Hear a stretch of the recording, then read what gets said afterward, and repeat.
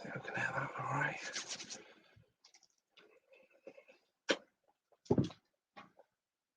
Right. Hopefully let's catch up. Let's just wait until it catches up with social media.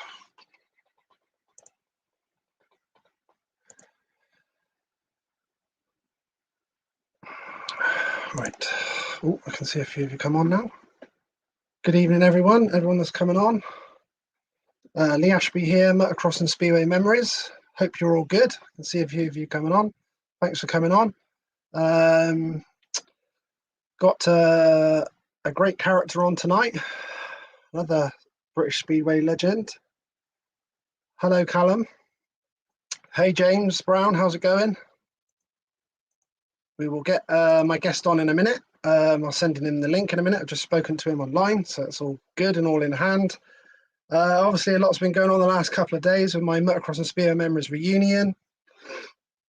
It's going to be on the 9th and 10th of April, 2022 at Culham in Oxford, motocross track.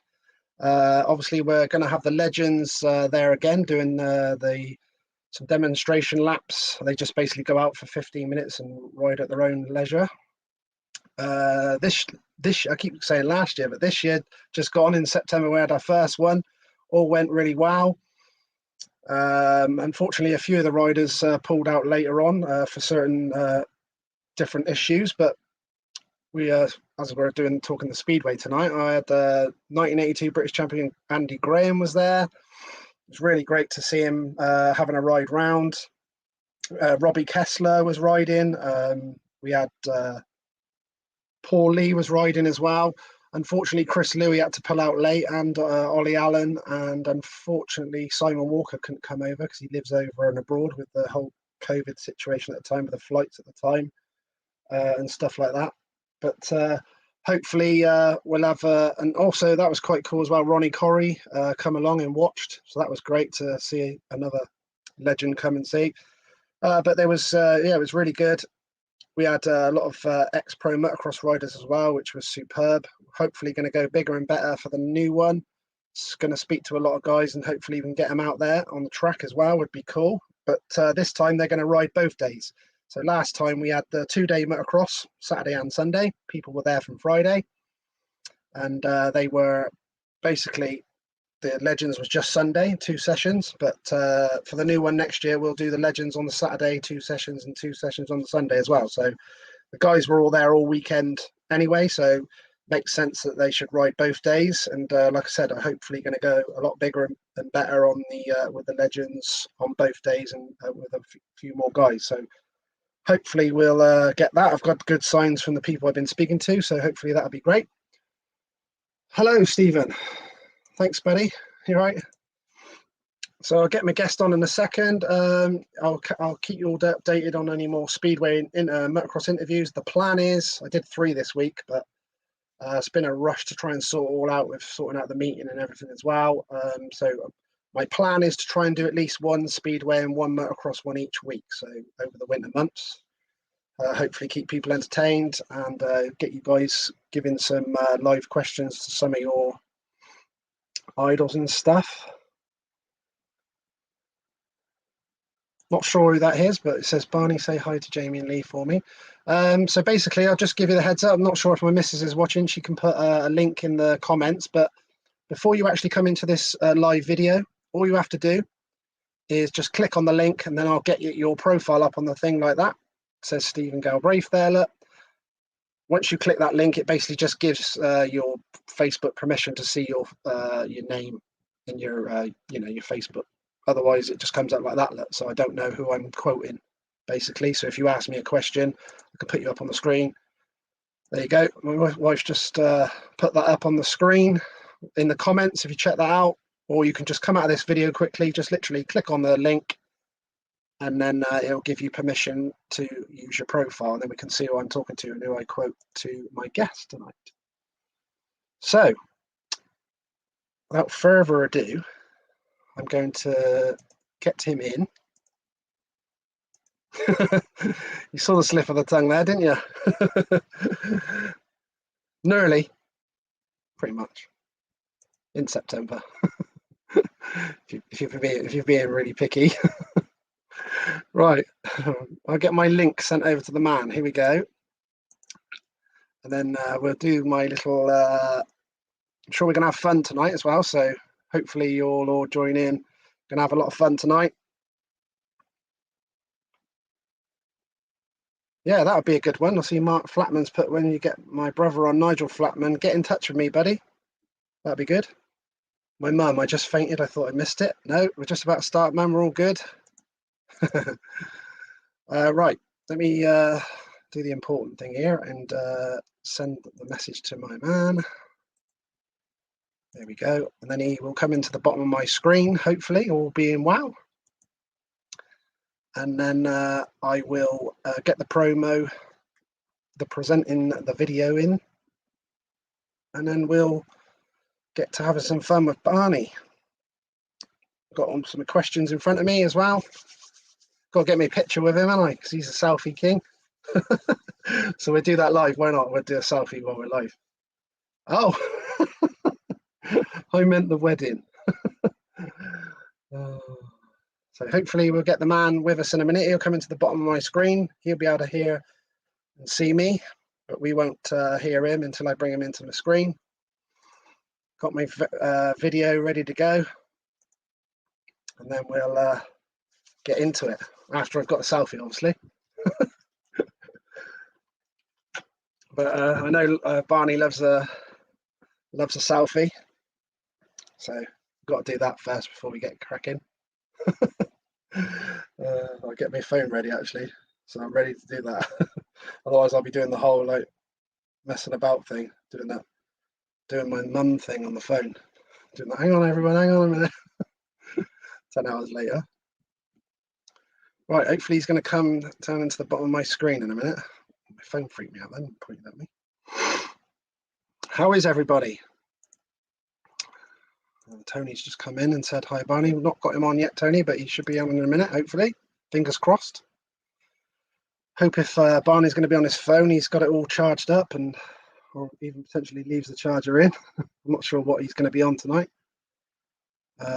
Lee, when are you looking to have Nicky Pedersen? I presume you mean now. I have spoke to him a couple of times. He said he was going to do it in the winter for me, so I will keep asking him and hopefully get him in the next couple of months. Callum is the plan. I've spoke to Nicky Pedersen a couple of times. I've even got his jacket there that my man Peter Jeffrey gave me at, I don't know if you can see that up there, can you? Nicky Pedersen jacket up there that Mr. Peter Jeffrey gave me. I went to Canada Heights motocross in, where's that? That's down Kent, isn't it? I'm not sure where that is, but hello. John, I've seen you on here 3 times in 3 nights, 3 days. Get in. How are you, John? Yes, freezing outside. Luckily, the heating's on in here in the spare room here, and so not too bad. But it is freezing outside. Hope you're good, John. I think you've seen the new dates and all that, and obviously we spoke about it's going to be your birthday weekend at Cullen, so hopefully we'll get and celebrate that, buddy. That'd be great. I think Ben Vizard mentioned it was his birthday weekend. I think Andy Graham's wife, Jill Graham, that's definitely coming again for the reunion. She said it's her birthday weekend as well, so it's really good. Learning on my laptop. Oh, hello. Everyone's... Can you ask to wish my mum all the please after her op today? Her name is Teresa. Can you wish my mum all? Wish you all the best, Teresa, with your op. Hope you're all good and you're better as soon as possible. Sorry to hear that you're having an op, but hopefully it all goes well. I've got Lee Ashby and Mummy selfie. I'm not sure who that is, but whoever that is, if you literally just come out of this video screen quickly, you can just click on the link that's in the post and then I'll be able to see your profile like so. So then I can see who I'm talking to. Don't forget my birthday cake. Yeah, I'd happily get you a birthday cake, John. What do you want on it? Bikes or topless women or what do you want on it, John? I'll bring you a cake. Oh, it's Barney. Hey, Barney, can you get on? I've sent you the link on the Facebook message. Did you get it? All right, let me just check my phone, see what's going on. Hopefully Barney will be all good. Click on this link. Hopefully Barney will... I've sent you the link, Barney, on Facebook message. If you click on it, it should be good to go if you're on your phone. Hopefully. No, even Barney didn't register before he came in.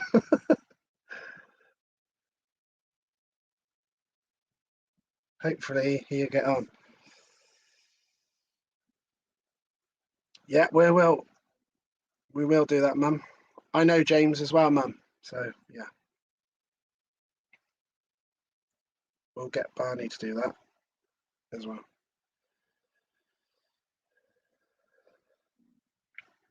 Hopefully we can get Barney on in a second.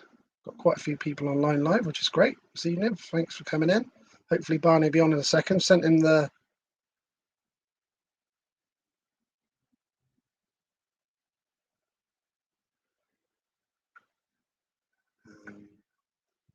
Hey Phil, how's it going?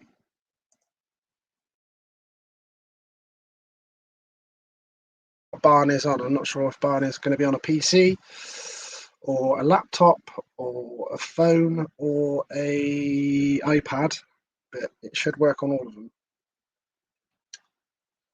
But Barney, if you're on a, for instance, PC or a laptop, I can send you the link to an email, if that's better for you. Still can't get onto the link. That's weird. Right, let me send it again. Let's just try. Is your phone Android as well? I think it needs to be Android as well. Let me just send the link again a minute. Hold on. I'll send you another link. Hopefully we can do it. All right. Sorry about this, people. Hopefully we'll get Barney sorted.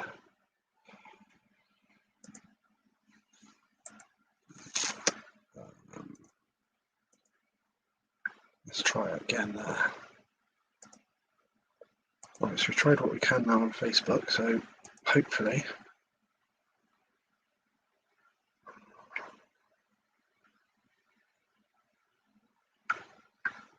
G'day from Sydney. Hello, Mark. How's it going?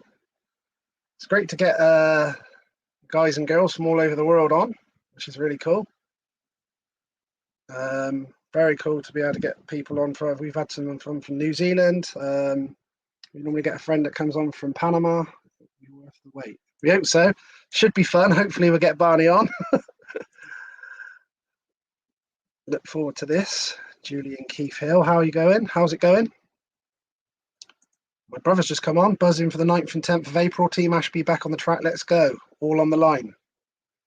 I hope you're talking about yourself. Be good to get the bike out on it. It's one time soon, me and you. My brother's not raced a bike since 1990, so my calculations are correct. That's 31 years. I had my first go back on a motocross bike this year, only after being 21 years since I last rode. So I had a couple of goes this year. Yeah, I hope so, Tony. On my phone, link not compatible. Okay.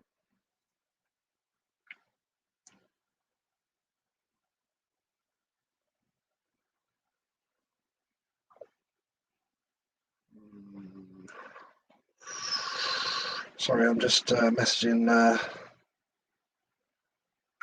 I think Barney's just said that he's clicking on the link and it says on my phone. I think this is Barney. I'm on my phone. Link not compatible. Hopefully we can get him sorted out. Hopefully he's got some way of getting on. Damn. Not had anyone with their phones not compatible yet, so didn't even think to worry about that. Whoever that is, I'm not sure who that is, but good evening to you. Definitely. Yes. I had him, Dennis Sagalos, on the Christmas one I did last year with, who did I have on together? John Davis, Steve Luxton, the Cobra. who else? Neil Middleditch and them guys were all on together, but it'd be cool to get Dennis on his own. Been looking forward to this. Barney, my first sporting hero, as Dad and me followed the Crusaders around the country. Not sure who that is. Hopefully I can get you guys to register on. Basically, if you just come out of this video, you could just come out of it quickly, look on the post before you click on the thing. You can just click on it, and then it'll register so that your profile comes up like that.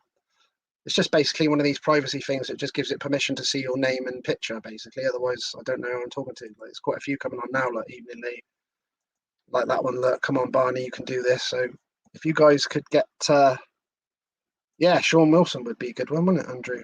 That's what you're suggesting there, I think, for an interview. Hopefully, Barney can find something in the house. Poor Barney, I feel his pain with the technology stuff. Yeah.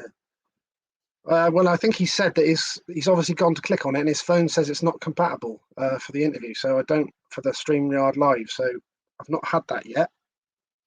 So I'm hoping he's got something else in the house, whether it's an iPad, PC, laptop. Hopefully he'll be able to get on. Because I've been looking forward to this as well. How's it going, Matt? How's it going, buddy? I don't know if you can see a couple of the pictures in the background there. Look, Bruce Pennell and Eric Gunderson. Got another one here. I don't know if you can quite see that.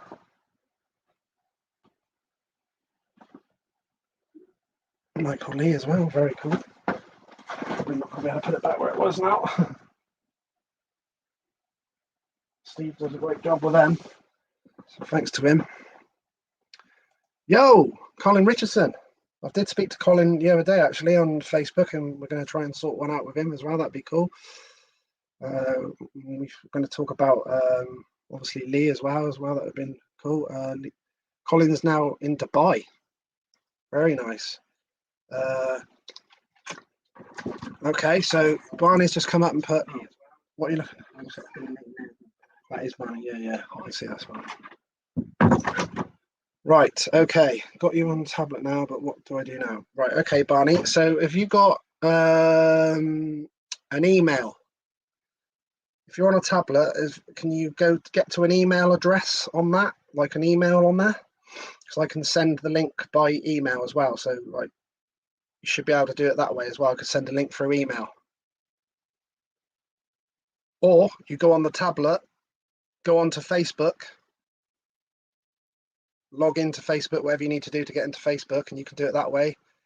Or if you've got someone with you that knows how to get into emails on the tablet, I can send it to any email address you send me on here. Can do it that way. Let me know.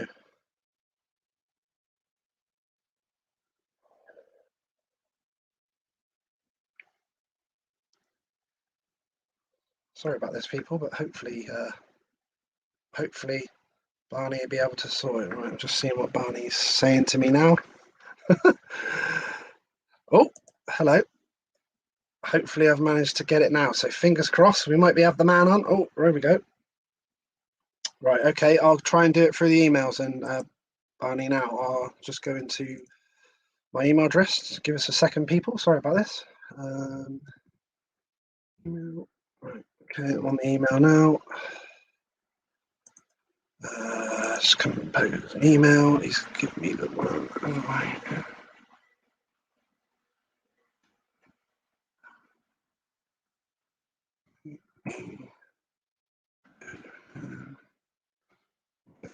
Email.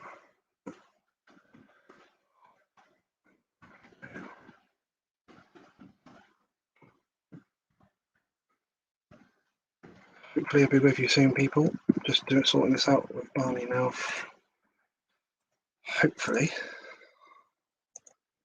Right. If you're listening, Barney, I've sent the email, so fingers crossed you get that. I'm just going to check my sent thing. It's definitely sent. So hopefully you'll get it. Fingers crossed. Love Barney. This makes me feel better. YouTube is easy. Glad you're on YouTube. Hello, Barry. Love the profile picture there as well. Right, hopefully Barney's going to be able to get on this tablet. Sent him the email now, so hopefully, fingers crossed, it's going to work. If he comes into the bottom of my screen, we'll give it the boom, we're in, and then I'll just do the introducing video, and then we'll be away. Sure that be worth the wait, guys. We're gonna have fun. Got some very cool pictures up on here. Might start going through them soon. Here's a beauty for you. Check this out. There's Barney, look, in the middle. Barney's.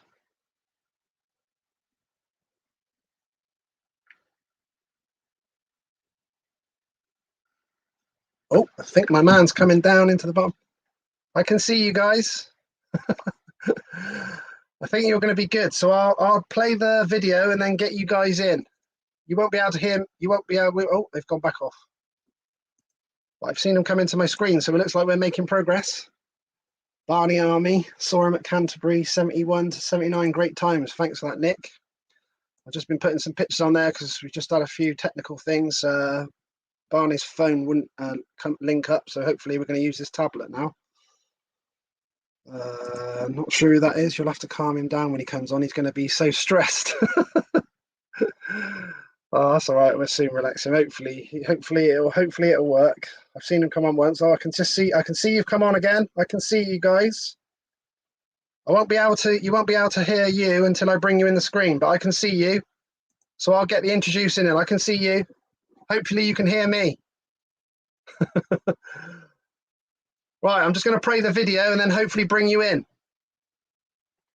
Right, let's get the video going. I can see my man down at the bottom of the screen, so hopefully we'll be able to bring him in. Let's get the video playing. Here we go.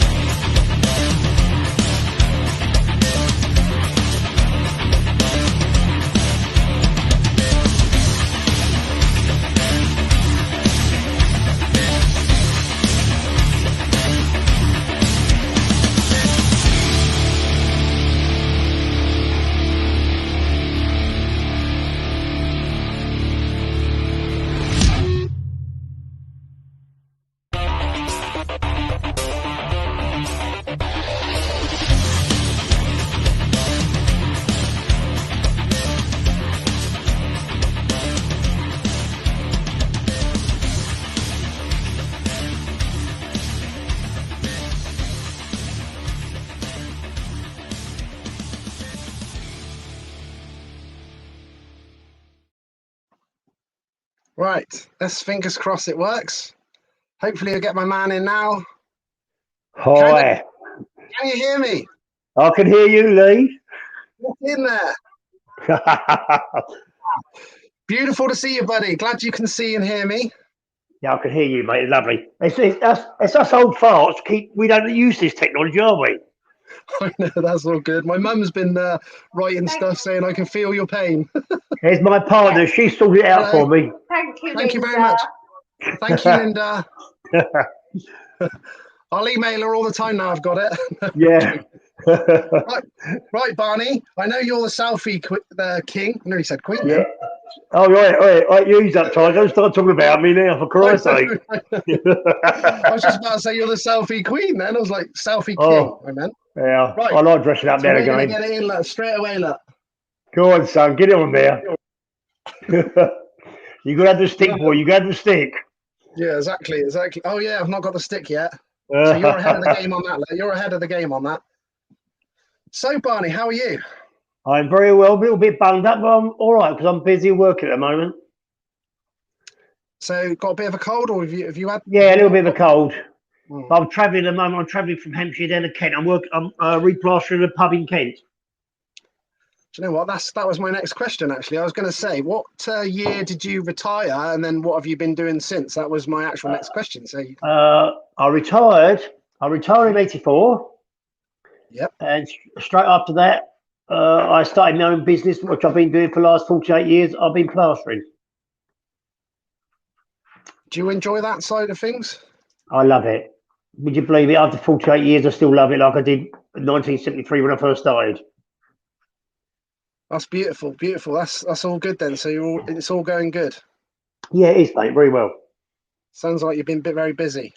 Yeah, I have, mate. I'm traveling around the country and doing this and doing that. Cold enough for you at the minute? Oh, bloody hell. This morning at just going near Guildford, had a big Yeah. snow flurry. And I tell you, it's a big flake this morning, only for about 10 miles. But I thought, oh, here we go. And after that was nothing. I've already had loads of people in. Have already said. Colin Richardson said evening from Colin in Dubai. Hi, Cole. One of the old brigades, one of the early youngsters from the old 70s, mate. Can't beat it. Tony Gould said it'd be worth the wait anyway. Yeah, that's why I can't wait till I get one of his bikes. Let me go on one of his bikes. Yes, exactly that. Supply the bikes, guys. Mark Collins put good day from Sydney, so we're even live in Australia. Hi, Mark. I miss being out there. I know that. Sure, yeah. Yeah, I've been lucky. Go on, sorry. Go on. No, you carry on, I mate. said I've been out there 3 times. Stayed with Steve Coppy. I love it out there. I love Australia. Very nice out there, isn't it? Yeah, there's mate. Right. I've got Matt Stevens. I know who's been involved in Reading Speedways. Put hello, Barney. You're coming for a pint with me and my sister Emma at Cardiff next year, and you, Lee. Wahey! All right, Matt. I'll keep you to that. Yeah, I look forward to that. I've already booked up for next year. That sounds like 2 pints, Barney's there, doesn't it? Oh, it might be more than 2 points. Don't worry about that. That's just off him. if we do that off everyone, Barney, see, we'll be sorted. Yeah, I mean, I could get drunk, couldn't I? Yeah, he's put. Did Barney ride with Dave Mullett? And Barney is a legend. Yes. Would you believe it? Davey started with me. He was my partner when I was number 1. He was number 2 with me when he first started at Canterbury. Lovely boy, lovely bloke, David. Obviously, I knew him obviously more from his time in Reading, but I think I've got some pictures of you in the team with him. So I did spot Dave was on there. Yeah, it was early 80s, right? Yeah, lovely guy. Barney. Yeah, he was. Lee, he was a smashing bloke. I'm very lucky with my Canterbury boys. I had a lot of good youngsters there. Good fun. It must have been good. Did you take those guys under your wing, Barney? Yeah, I did a bit. I was a bit like a little bit of father over. We didn't try and knock them or do anything. Uncle Barney got involved. Don't worry. My missus just literally poked her head through the door because it's not registered on the thing here, but apparently that's Phil Crump. It's just said, hi, Barney there. Yeah, hi, Phil. Lucky enough, I was very fortunate to ride with Phil at Newport. Yes, I remember the Newport days as well. Yeah. He's a massive hero of mine from Swindon, obviously, Mr. Phil Crump. He is unbelievable rider, mate. Brilliant rider. Awesome. I remember being on his bike, when he used to go round after the meeting. I just love that.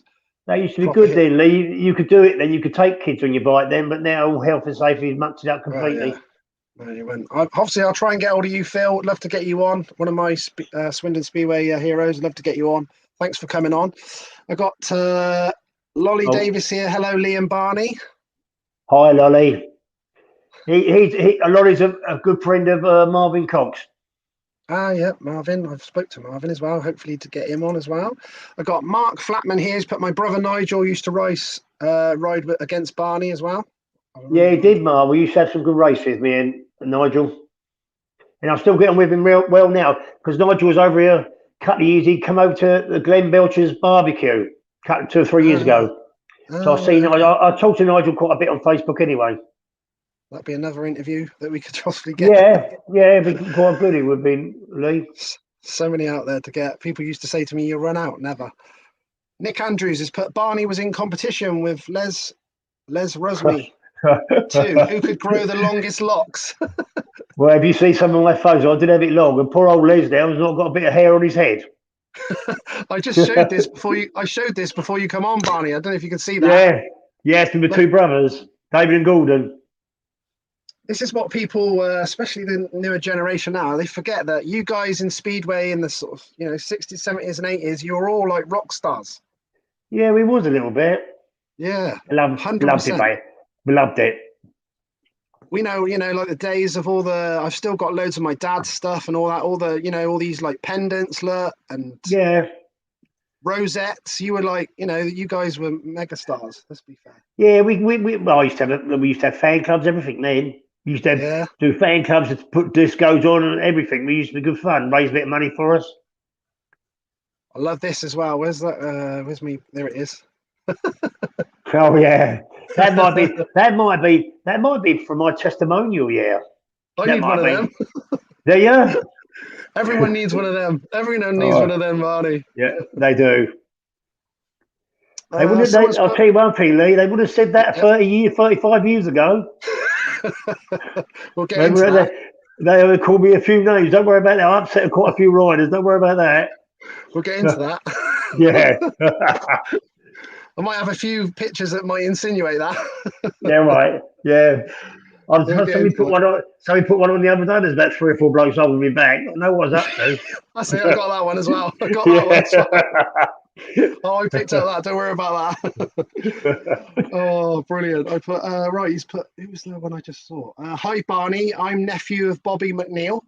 Hello, Jonathan. Yeah. So hi, Jonathan. I see Boy McNeil about a month and a half ago at Grass Track Oh, wow. because I got on really well with Bob McNeil because years ago I used to travel with him and his dad. Did he Lo- did he ride at Swindon, I think, actually? yes, he did. Lee, he Yeah, did. yeah, Yeah, yeah. he rode there for quite a while. Mm. I thought I Yeah, good rider, Bobby.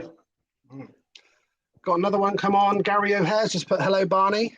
Oh, bloody superstar, old hero. Another one He I need to still, get on. yeah, he keeps doing it. You'll get him on there because he loves it. He keeps riding because he loves riding. Mm. That's him riding there on his profile. I see him Yeah, racing at New Bellevue and yeah. all that. I'll go to a few individual meetings now where some of the old riders have a go. Good luck to them because it's a lot easier when you carry on riding. When you've had a break for so many years and try and get back into it again, it's very hard on your body. I'm thinking about having to go this winter anyway, having a few laps anyway. Oh yeah, Yeah. good man. I love that. Got someone on YouTube put I could listen to this bloke all day. Thank you Beautiful. very much. Thank you, Bill. Very You nice. might, I might give you an earache. I'll tell you that after end of it. Nick Andrews on. Go He on. just put, who did you admire most at Canterbury apart from the main man, Johnny Hoskins? I had quite a few riders there. Ross Gilson, I used to like, thought a lot of. Ted Hubbard was a very good friend who I lost. But I've been very lucky. Lee. I raced with Mike Ferrara. He was a great rider. Mhm. I've had some of the riders I raced with who were really good. And most of the time, say 90% of the time, we always got with each other. A few of them we didn't get on with. You done your own thing. I was very team minded. I like team riding. You like team rider? That's good. I've heard all the good things about you, team man, and all that. Yeah. I've got Keith Hill here has put, Barney, have you ridden a laydown? And if so, how do you think it compares with the upright? Funny enough, Keith, I haven't. Okay. I've heard it's a lot easier. But this Keith was at the vets during a dance a couple of weeks ago. And I'll give you a little bit of clue. You better sort your wind out, Keith. Yeah, you got to laugh at it. Like, I was in the toilet when he walked past, and everybody looked at me, thought it was me. It's bloody him. It was a bit windy that night, was it? Bloody windy. Oh, that's brilliant. That's brilliant. Right. So, Barney, what was the first bike you got? And what sort of bike was it? And how old were you? That type of thing. It was a Jet. Would you believe it? I started 15 and a half. I had no interest in Speedway at all because I wanted to be a rugby player. So I love rugby. Okay.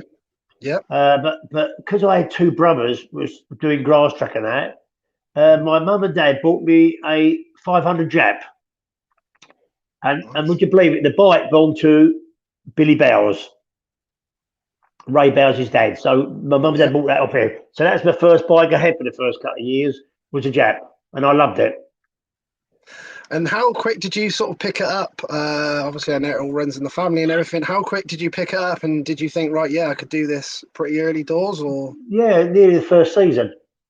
Yeah. I was very lucky. I sort of I signed my contract on my birthday on the 15th of March, and I had my first meeting, individual meeting, 4 days after, and I scored 2 points, I think, in the first meeting at Canterbury. But then by sort of 2 or 3 seasons, I was sort of having 8, 7, 8 average. So I picked up quite quick. All good then. It was all good. Yeah, it was, looks mate. Looks like Lolly's brought up a story straight away. You must know something about Bobby Smalls, don't you? Yeah, remember Canterbury v Eastbourne, friendly Bobby Swartz in the pits. So Yeah. fill us in. Well, it wasn't really there. It was if unless he's got the wrong one, unless it was Canterbury at Eastbourne, Bobby cutting up a little bit. I wasn't very happy about it, so I decided to go in the pits and pick him up by the front and have him against the wall. It was, and I can't believe I just picked him up and just put him up against the wall. So, oh, Jesus. That's one of my little things I've done in my past. Okay. I like that. Well, at least no one knew to mess with you. Get that out there early. That's what, mate. Sorry. I said at least the riders knew not to mess with you, but obviously it happens. Oh, they did that, mate. They did that, mate. They always make sure don't leave a gap on the line because I'm running your leg over. I'll go past you. I didn't take no prisoners, Lee. I'll tell you that now. Love it. What riders did you look up to? Was there riders that you look up to and idolise when you were young? Was there guys you looked at? And did you get to race any of them? I raced against them, but what we was very lucky with, early 70s, we had so many international riders, like your Uncle Martin, there's Terry Betts, Dave Jess, I can go on, my brother, Swartz, Scott Halltree, Ivan Major Olsen, Barry Briggs. It was unbelievable. And it was really hard because we was right that time of the racing. There's a lot of world class riders about then, all good, all could beat each other. Yeah, massively stacked, wasn't it? Oh, unbelievable, mate! Yeah. I've got Phil Elkin here has put. Did Barney keep any of his race jackets or leathers from his career? Well, if you can see carefully, I can see one there. Mate, that's the old Canterbury one. That's the original one when I first started when I was 16. Wow. And these ones here, you can see the 2 Canterbury ones. Can you see them behind me? Yeah. The red and crosses. I can see that sign as well with the Kennett on it. I've even got that. Oh yeah, I had that made up. And that, I'm going to say, that up there is some pictures. Somebody's got a load of pictures on me. Oh, that's it. That's one. Lee, you just brought up. I've got that. Somebody made that up for me. I think I've even got that on here as well. Got it all. Yeah, you have. I've been doing some homework and getting them all on. But yeah, I've got some. I think I've got a couple of your close-ups of that race jacket as well. There's some beautiful pictures on here, and like you said, so someone made all that up for you, especially. Yeah, with it all together. Somebody's making it. Yeah. Oh, these pictures here. A friend of mine called Alan Compton from Eastbourne. He sent me these in the post. He done some of me riding for Eastbourne, some riding for Canterbury, and he put them all these photos together. Very nice, isn't it? It was pretty special to be able to do that. I really love the photos. Yeah, they're lovely, aren't they? Is that one of the race jackets there? Look, there you go. Look. That's it. That might be a bit later because that's a harder, different plastic. That one, because I'm looking at the levers. That's the old mate Ted there and Dave Goodwin, and God bless their soul, they're both gone now. Dave and Ted. Yeah. Good guys. Oh, I love you guys. Yeah, Ted was my favourite. Ted was similar to me. We got on really well. That's really nice, isn't it? Yeah. Right, let's see what these guys are just saying here. Right, it's got Peter Bishop here. Let me just get that. Oh, Pete. Yeah, Peter Bishop's put, hello, Barney. Do you remember being towed back from, I think it was Peterborough Speedway track by the supporters coach after your car broke down? Can't remember exactly what year it was. Cool. Peter, Peter's where I come from in Sevenoaks, where we had the farm in Seal. He used to live behind the back of the farm. So he's grown up since I was a kid. I've grown up with Peter. And I still see him now. Yeah, I've been towed over a few times, funny enough. When we've been in Long Eaton, been towed over. In the 70s, we're always breaking down, always being towed by somebody. And it's so funny little story. Steve Coppey, he broke down, and I towed him through London in the 70s. And cut a long story short, later on when I went to Australia, he took me up this mountain, and I felt sick as a pig. And he looked at me and said, "I owe you that for when you drove me through London." He said, "I shit myself." He was going so fast. He said, I thought I'd get you back." And he did get me back. That's brilliant. We used to drive the old cars quite quick then. Oh, some of the things we got up to are unbelievable. I've heard a few of them. My dad mentioned a few of them. Yeah, Dave would be the same. Unbelievable. Nick Andrews here put, Barney, what was the worst crash you saw at Canterbury? Mine probably was Bob Hughes. Steering locked up down the back straight and hit the fence and flew over the top. Heart in the mouth moment. I can't remember all, but there's been some nasty ones because Canterbury's fence was really hard. I hit it a few times. It does hurt. But really, I think that one's from sorry my about house. that. Sorry about that. Thanks, Lee. Thanks, Lee. No problem. And they usually say when they see them levers, that's too many. Oh, I'll just try and move Tomo out the way then. Come on, Barry, I'm coming through. Love it. That was a Rye House as well. That one beyond my arse, picked my bike up. That was a Rye House as well. Oh, was it? Because I'm looking at GR Gordon, and this is my last couple of years. This was because that's my black levers, and that's my dog's bike. So that's my last. That's 83, 84. So you had a couple of little. Did you like that track, or was that just Rye House? I love Rye House. No, I love Rye House. I was very lucky. Oh, that's my little mate, Jeff Pusey. I bumped into a Weslake reunion halfway through. Yes, Jeff, and that's our Spot the Looney, my teammate, Tim Hunt. And I think sometimes he used to leave. I think sometimes he used to leave his brain in the toolbox. Oh God, mother! He's always crashing. Is that Tim Hunt? Is that the one that went? He was at Reading as well. Is that right? Was he at Reading? He was mostly Ipswich. Yes, he did go to Reading, Lee. Yes, he did. Yeah, I remember Reading. Yeah, he did. He did go to Reading, mate. Was everything okay after this? Oh yeah, I just like anything. You have to go there and then. I don't know what happened then. I think he's just coming so hard he's whacked us. But usually, end of the meeting, mate, you'll forget about it. Speedway, that's the lovely thing about Speedway now, is I talk to so many people on Facebook, the atmosphere, and I call it the Speedway family. It's a lovely Speedway family. Speedway family is the best, mate, anyway. Yeah, very, very nice. It's good for that, isn't it, mate? Yeah. Cool kids. No, I've got a few trophies. It's a shame because when I retired at 84, I was going to start 85. I was going to ride 85. I had two bikes already set up. And Worry didn't give me a deal. And my brother said, "Do you enjoying it?" I said, "No, not really." So that's why I made the decision to start my own business. So that's when I started plastering 85. Yeah. Was that a difficult decision? Was that a difficult decision? No, not at all. I was really going well then. I was going well 83, 84. And I just lost interest in it. And I thought, I fed up with coming home, spending 4 or 5 hours on a bike, and only riding for 5 minutes, and that's it. Yeah. And I was doing it. I was doing it. I'm up to work and everything. I was working after work and doing it in the evenings out my bike. Yeah, hard going, isn't it? Yeah, it was, mate. Because what we used to do then, it's all right. They got all their mechanics and all that to do it now. We used to go, for example, Edinburgh. Leave Friday morning, go up there all day driving, race, drive straight back through the night to race at Canterbury Saturday. Right, man. Hard going, you guys. We drove it was a lot of travelling. We used to have to a lot of times do our own mechanic and everything, work on our bikes ourselves. Yeah. It's a totally different thing doing it all like that as well.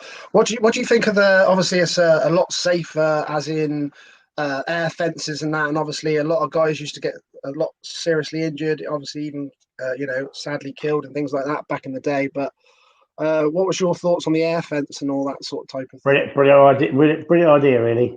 I say when you watch GPs and that, the speed is the power of the bikes there is unbelievable, and that does save a lot of them big time. Yeah, it's a different then. We had some when we look at when I raced in the 70s and 80s, some of the tracks really were lethal. Yeah, wire mesh fence, everything. Railway sleepers, steel plates. But that's what it was like. That's what we just had to ride with. When you actually think of it now in the cold light of day, it was quite scary back then, wasn't it? Yeah, it was. Yeah, especially go someplace like Exeter because that's a scary old place. But when you hit that old steel fence, that really hurts you. Yeah, yeah, for sure. I think that was a lot of the reason when the way riders used to sort of Yeah, scrape around around the inside, yeah, and the home guys used yeah. to rack it up out wide. Yeah, similar place to that was like that, race like that, round the outside up the fence, banking. It was crew. Mm, Crew was so funny because you went round the inside when you get the crew, and all of a sudden, you'll go there straight in front, all of a sudden, boom, boom, they gone past you, they gone up the bank and then come back down and past you. Especially Crumpy. Crumpy was unbelievable around crew, Phil was. yeah, he'd like to get out in the dirt as well. A proper gladiator type rider like yourself. Yeah, oh, he's unbelievable. If you need to blow Barney anytime, don't worry, you can do that. Yeah, that's what happens when you Fine. get old, you get bloody colds. I got Barry Pickering here. Has put Barney. Did you enjoy being on the other side of the fence as team manager for Eastbourne? Yeah, I did, funny enough. I did enjoy it, but because I'm the old brigade, I like 110%. If they don't give it, I tell them how I feel. The kids used to love it. The younger ones, Darren Stain, Dean Barker, and David Norris, they loved it. But the old riders, my brother was there, but I had no problem with Gordon because he just gets on with it. But they sort of upset me a little bit, and that's why I fell out with Bob a little bit over it because I like everybody give really fresh anybody give you 100% all the time, Yeah. As and long as you can see it. yeah, that's what it's all about. I mean, what you want to Oh, hopefully, I think I'm wondering battery. Maybe the tablets ran out of charge. Hopefully, they can get a charger into it and get back on. Hopefully, we can get him back on. Let's hopefully it'll be all right. I reckon that might be potentially the battery because I know, for instance, like I've got my my thing constantly charging now on the laptop because it'll drain anything quickly, phones or anything like that. I know that for a fact. So come back, Barney. I'm loving this. Now what's he done? I go and have a look. Oh, I'm glad you're helping him. Thanks very much for your help. I reckon it's probably the battery. Oh no, it wasn't the battery because he's back already. Was it the battery or? I have to salt it. As Linda's had to salt it. Thanks, Linda. I see you just come up on the screen. Was it the battery or was it just gone off? It just went. No, it just went off. Okay, no problem. Just threw it off for a second. We're all good. We're back. My mum put straight away, come back, Barney. I'm loving this. I love you, Jenny. Love you. And you had a very lovely husband. I love Dave. He's lovely man. Your dad and Jenny's husband. He's lovely, Dave. Thank you very much. Thanks for that. Phil Elkins just put, it was a great shame what happened to Graham Banks. He was a Canterbury hero to many people. Yeah, he was, Phil. It's a real sad story about that as well. The year he got killed is the year we won the league. It's near the end of it, and he only went at grass track to try somebody's bike out and come off, and somebody ran over his neck. Oh, yeah. So it's such a shame because we had such a good side there. We were still lucky enough with the averages or the point system. We just about beat. We got the same as Newcastle. Our points average was better. That's why we won the league. Yeah, was it?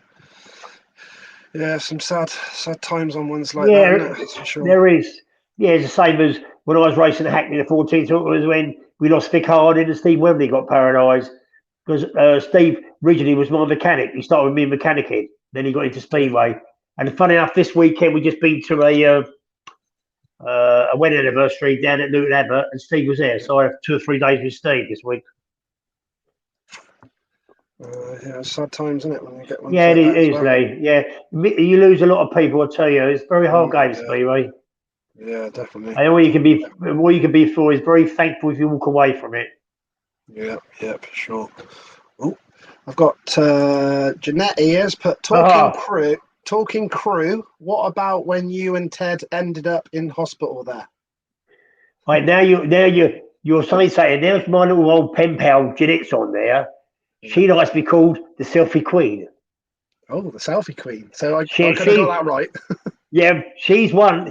Her, Jeanette, Linda, my Linda, and us. We Yep. call ourselves the terrible trio. Ah, right. Okay. So you're all in. Uh, You're all in on it. yeah. So what happened about Ted? What happened? And we started the first race. Ted's gone around the inside. Phil Crump's got up on the banking. As Ted's gone down the straight, Phil's taking his front wheel away. So Ted's gone down the straight, lost about 4 or 5 front teeth. And by then, by heat 3, I was in the hospital as well because I broke my collarbone. Bloody hell. So that is up there. And it's so funny. A lot of people say that it was me who brought Ted back again because I was on his bed and I was shouting at him to wake up. Bloody And they hell. reckon me shouting at him made him wake up. Whipping out. So that was one of our days' experience of crew. Oh, nightmare. I've got, not sure who that is because they've not registered on there, but it says, how good was Tom and Joe Owen? Good guy. Brilliant. Newcastle guys, wasn't it? Newcastle. Yeah, they're brilliant. A lovely pair of brothers they are. Joe, they're both exceptional racers. They dominate in my area. They dominated the elite National League. It's called National. Yeah. Remember what it's called? National League. They dominated it. They dominated, especially Joe. He was brilliant, Joe. Lovely style, lovely couple, lovely pair of brothers. Seen all the pictures. Are very stylish, weren't they? Yeah, oh yeah, Joe had a lovely style. Who would you say were the toughest riders when you were racing in the obviously in the league racing? Who was what? Sorry, Lee, the best riders. Toughest riders. It's quite a few. Quite a few. I like to knock about a bit. Yeah, you believe it. I did. I was people like Arthur Brown and all that. Kelvin Malarkey. They used to be a bit. Well, one of the worst ones is I was still called God rest his soul. Tony Charles. He's for in that case he was. But it was. There's a load of people. A lot of time you had they buy a lot of. I could go so many teams. I could go with so many riders. I remember when I first started at Canterbury. Alf Wet. Oh no, Alf. I've got to think of his name now. He took me around the first bed, put me straight in the fence. And after that, it was my first race, or second race. I wasn't very happy. I sort of tried chasing him around the track. That's what I used to be like. Yeah, it would be worth the entry fee alone. That's why Canterbury Sports loved me, mate. They said they never know what's going to happen with Barney when he comes here because it always happens when Barney's about. Even one time at Canterbury, I got banned for the meeting and fined £50 for ripping the referee's door off. Yeah. Charlie, that's what it needs, though, mate. Honestly, that's what it actually needs. It needs the characters and that's what it needs. That's what's got late because simple things like after race, go round and wave to the supporters. They love it. They just turn around and go back again. I don't know. And because it's now after they ride now, they go straight home. They don't go in a bar mixed with supporters used to love that. And like when you see some of the riders that actually do that now, it makes a massive difference. Don't you see like big time. Paco Castagna, someone like that? Yeah, a few of them still do it. I've seen noticed that again. Even I was in Poland and Ty was out there. Luckily, I got a selfie with Ty, but they smothered him out there. He was a hero out there. Yeah. But he had the time to sign autographs and all that and take selfies, which I think is brilliant. It's definitely you guys sort of would always go back to the always socialize. So the supporters really felt close to you guys, obviously. Big time, mate. We used to mix with them and all that. Even the visiting riders, we used to go to the bar and have a drink. After you want to kill each other on the track, you still went and had a drink after. Oh, got another legend here on. I'd love to get you on, Marvin. So hopefully we can sort that out next month. What up, Barney? Well, mate, Cocker. Yeah, loves Marvin Cox. Another lovely rider. Good rider. Yes. And it's so funny. It's so funny. One time at Rye House, I went underneath him I went past him, and I said, "Don't ever leave a gap." And I'll tell you one thing: you never do it after that. It's hard to catch him. It's hard to catch him after that. He's just put here. Look, I learned a lesson. Oh no, he's gone. He's just been thrown off. I learned a lesson. He gave me a shove, and I was 17, and I was not happy. But after that incident, he never catches me again. That's pretty much what he just said.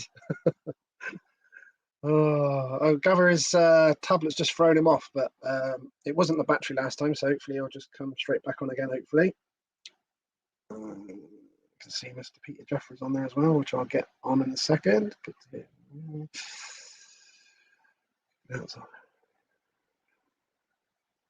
I'll get that comment on there in a minute, Peter. Thanks for that. Yeah, definitely. Linda to the rescue. Where's Linda? Be like my friend Tim Heasman doing that jam for everything. We'll be doing that. Linda, sort it out, Linda. I'm going to interview Linda next time.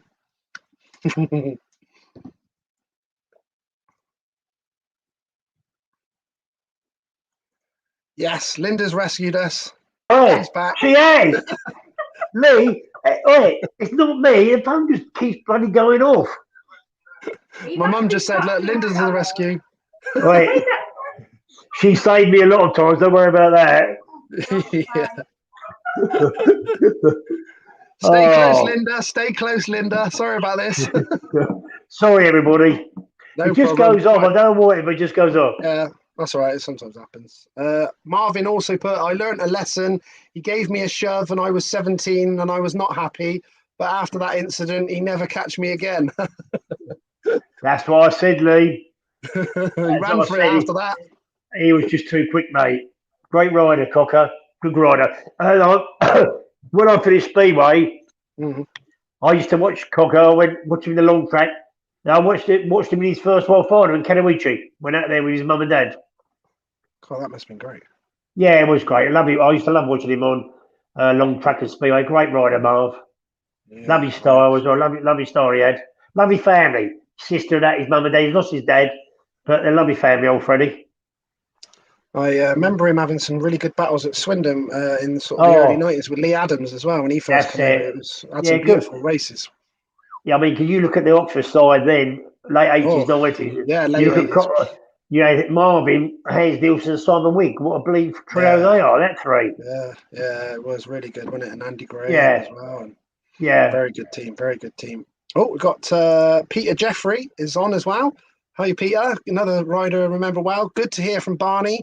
As you said, the Exeter fence was pretty hard, but you could glance off of it. I remember getting my handlebars tangled up in the Mildenhall safety fence with a bit of help. That made a mess, so the old mesh fences were pretty nasty. Yeah, they was, Peter. Sure. Well, nice to hear from you, Peter. Yeah. I don't know what he means about bouncing off the old fence Exeter. Bleed hell. I never used to get that far close to the fence. Yeah. Mildenhall, I used to love Mildenhall. I used to love because it's a similar smaller track. I used to do always well at Mildenhall. Yeah, I've got Stuart Harrier. I think that's obviously Lawrence Hare's brother. He's put, "How's it going, Lee? Hi, Cocker. Good to see you in Torrin." Yeah, funny enough, Lee Stewart was talking about O'Hare. Where I was sitting in Torrin, I went for the last two Grand Prix. And who was 2 rows in front of me? Marvin Cox. No way. Yes, Marvin was there. So I see Marvin for 2 days in Torrin. Unreal, isn't it?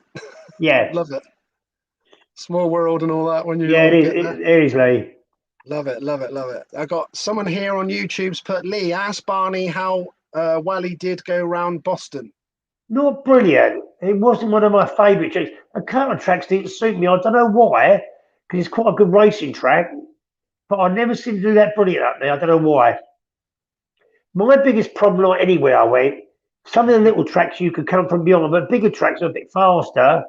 Once they got out of the box, it's very hard to catch them up. Yeah, I see what you're saying. To like make a pass. Yeah, small tracks are a bit of dirt, and you could come underneath them or go around them or move them out of the way. But when they're sort of a bit bossed to the bigger tracks, it's very hard. Never done brilliant up there. I won't say it's less my favourite. I used to like riding there, but I never used to do that much good up there. Stuart and Adele Baker here said, "Hi, Barney." Hi, Stu. He's a man that was he's wetted himself because Oxford's come back next year. He's an Oxford Yes. fanatic Oh, and a fair great play. friend. It's great. Him and a great friend of mine. I'm definitely gonna. I don't know about you. I'm definitely gonna take a trip down there, especially with the Oh issue yeah, of Swindon as well. yeah. It's definitely Oxford because we're just trying to. Where I'm in Alton, Hampshire. That's just over an hour for us, so we definitely go there. Yeah, not far from me either. So yeah, No, hopefully mate, I'll get to see you down there. yeah, it'd be lovely to see you, Lee. Be great. We can get We a both selfie. got different worlds. We got both got different worlds. Maybe we're both busy doing other things, aren't we? Yeah, maybe we get a selfie. Yeah. All right. You're on my bucket list. Don't worry about that, boy. I'm going to get you. Northern people don't get away from me, I tell you. Cool, that'd be a privilege to get on your Yeah. selfie. No, I've I'd be seen yours. lovely. It's been crazy. I know it's lovely, but I just love it because it always puts a smile on somebody's face. Yeah, 100%. I love it. 100%. Few years ago I didn't do it, but now I just love chasing everybody. Now I just love it. It is good, mate. When I see your Facebook, it does light up your day. Yeah, 100%. yeah, it does, mate. It's brilliant. 100%. I got James Brown put, Mum said hello, Barney, so you can give him a hello. Hello, James Brown, Monster Brown. James, Mum, hi, Mum. There you go. Stephen Galbraith has put, hi, Barney. Did you like the track at Reading? Yeah, is he talking? Is Steve talking about the whole? Oh, well, it's small fields. Yeah, Because I used to ride there. Then they changed it, didn't they? Then they went to the rubbish dump, didn't they? yeah, small meat, wasn't it? I know when I didn't ride was years ago. When I first started, my brother used to ride there, Ticehurst, Okay. and that had the fence ran outside the track, not like on the track, round the stadium to keep the noise in. Oh, right. What was that like? Nice, good racing then. Was it? And my brother Gordon used to ride there really well. But he used to ride any track well anyway, Gordon. I've got Phil asked as well, what did you, the Stoke track? Loved it. Luma Road, I loved it. Always done well up there. Used to love Stoke, yeah. That's another shame, another one gone. There's so many gone there, it's unbelievable. Yeah, just having a look here. Ian Clark put, hang on, Barney. He's put Coxie, Wiggy, Hands and me. Wait, who's Ian Clark? Wait, he's supposed to be my best mate. I'll tell you what he does. He spends more time mucking about on a 140 grass bike. He forgets that he forgets that his friendship with Barney. All he wants to do is ride bloody grass track at his age. Oh, love it. Yeah, he's a lovely friend of mine. Ian Soldier, lovely. I get on really well with him because Ian raced with me at Canterbury for a season, that cut seasons. Thanks for coming on, Ian. Got Clive Tilley here. He's put, you've got a Kennett signed for Plymouth next season. Looking forward to that. Will you be checking it out? I am definitely going to check it out. One of the people we went to this weekend at Newton Abbott, Dave used to be Steve Webley, and he used to be my brother's mechanic. He lives at Newton Abbott, so he's offered to put me and Linda up. So we're going to go try visit and watch Ed ride around Plymouth. And you got someone to stay as well. Lovely, beautiful. Yeah, that's it. That's a nice comment from Paul Clifton here. He's put, what a genuine nice guy Barney comes across as. I try to be. They would have, so funny, Lee. They would have said that 35 years ago. I was going to say, let's get Linda on and see what she says. Oh, would you believe it's such a little funny story, Linda? Yeah, go on. We met at a reunion 25 years ago, but she originally, I went out with her when I was 13. She was my first girlfriend.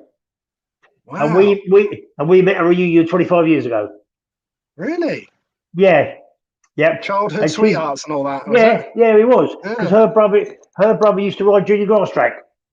Oh, and I used to race a boy, it's a shame because he died alcoholic, a boy called Gary Keogh from the 70s. Okay. So we met, funny enough, funny enough. Her dad rang me up when her dad was like, so you go to a reunion 25 years ago, and we sort of been together ever since. Wow. What a story that is then. Yeah, it is. And she's got two children, like I got two children. I've got two boys, she's got two girls. Her two boys are same age as her two girls. Wow. So it's very funny, mate. Yeah, very small world, I tell you. I'm a great breathing fate. Yes, 100%. It seems that way, doesn't it? Yeah, Yeah, I get where you're coming from with that. I've just put on here. Who's put on there? Barry Hull here on YouTube's put. What did you think of Denzel Kent as I loved him at Canterbury? love the kid. He was mad. He'll tell you, it's such a shame. He would have been a lot better rider. But the only thing that robbed him, drink. He just used to drink. Yeah, he used to drink Too like much, half bit too pint. much. Well, he used to drink half pints of rum all the time. Oh God. Oh yeah, he was a drinker. He was a real drinker. Such a shame because he's such a lovely kid. Yeah, I was fortunate to have him for a few years with me at Canterbury. Got on really well with Denzel. I've got someone Nick Andrews on YouTube just put, hi Barney, do you still see any of the riders from the early days at Canterbury? Remember Rocky Coates? Is that Ian Rocky Silk, Coots. Rocky He, Coots, he, Ian Silk, Jimmy Squibb? yeah, Jimmy Squibb, shame he's died. He died. He was there early, but he's died. Rocky Coots, I haven't seen at all. I haven't seen him since early days of Canterbury. Ian Silk, he lives near Kent. I haven't seen him at all. I see bumped into a few old riders from junior grass track I used to race with late 60s, early 70s this year at grass track. And one of the riders reported was Peter Claridge. Now his sister, Vicky, is married to Dave Jessup. But his dad started junior grass track. John Claridge started junior grass track, 1968. Right, I've got not sure a name there. There's no name on there. I asked Barney, did he like the Edinburgh track at Powder Hall? Loved it. Oh, it's good. Oh, God, he's still there. Loved it. Loved Powder Hall. Oh, we've lost him. No, we haven't. Oh, Got me? went off then. You went off then for a second. We're back. Why We're did I back. get you? We're back. We're back. Going to bring up a couple of. There's that picture that you were talking about. Anyone can see and hear you. I don't know why it's gone there. Can you hear Oh, me? Oh, you can't hear me. I'll show you a couple of pictures while Barney's coming back on. Got a couple of beauties here. Look.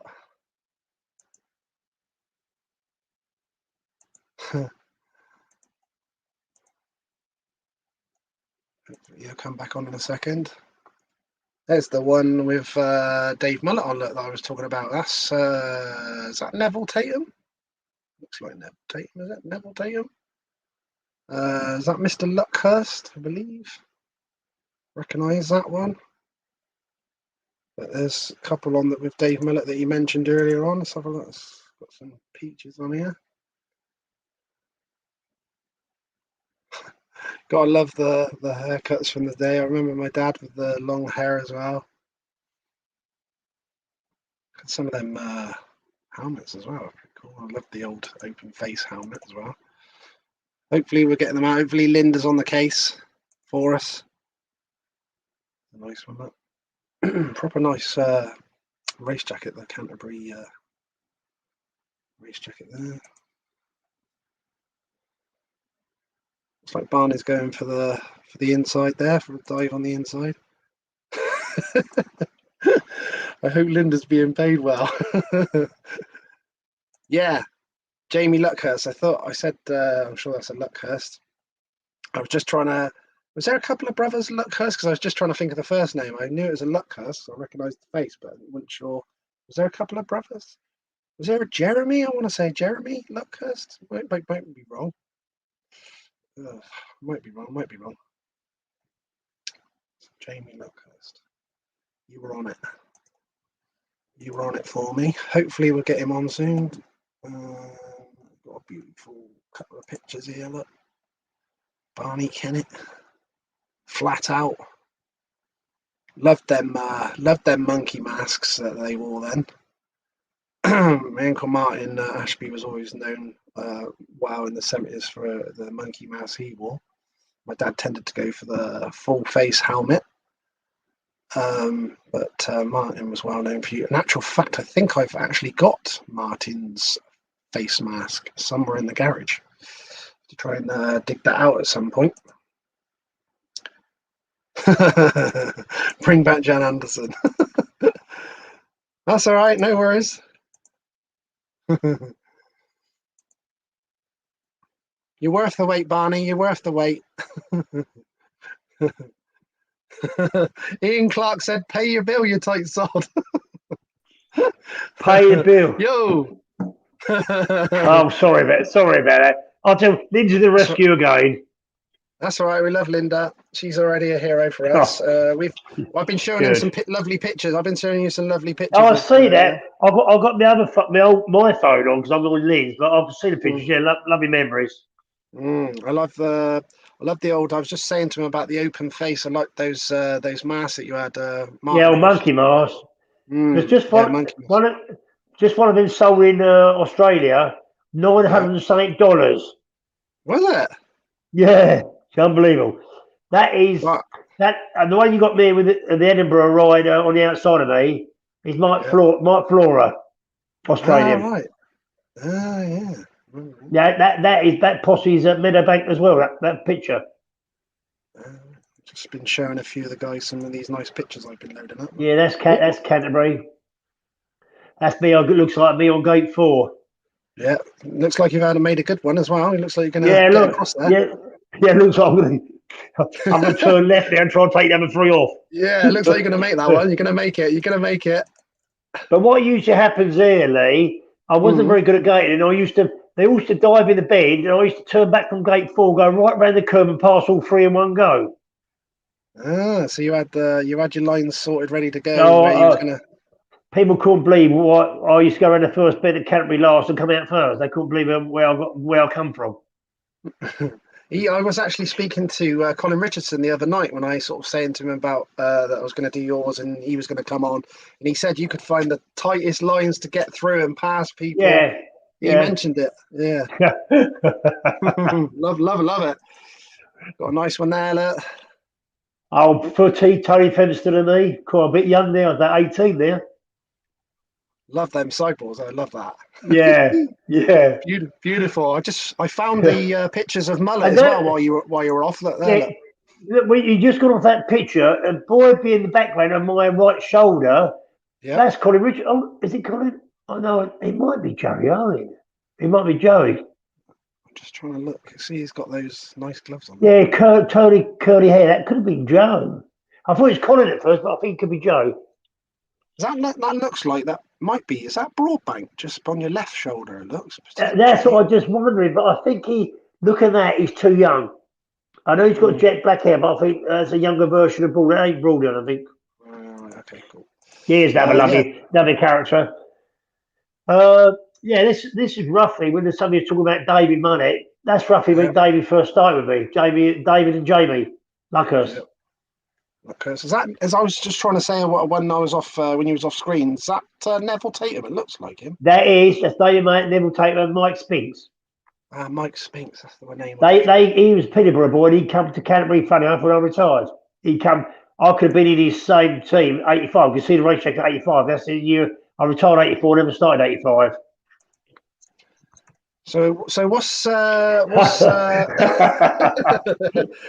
had to get to this one eventually. So this is usual every occurrence every Saturday night at Canterbury, and it's so funny because somebody's put a caption. There's Carl Fiona there, but more likely that is I might be chasing Kelvin Malarkey.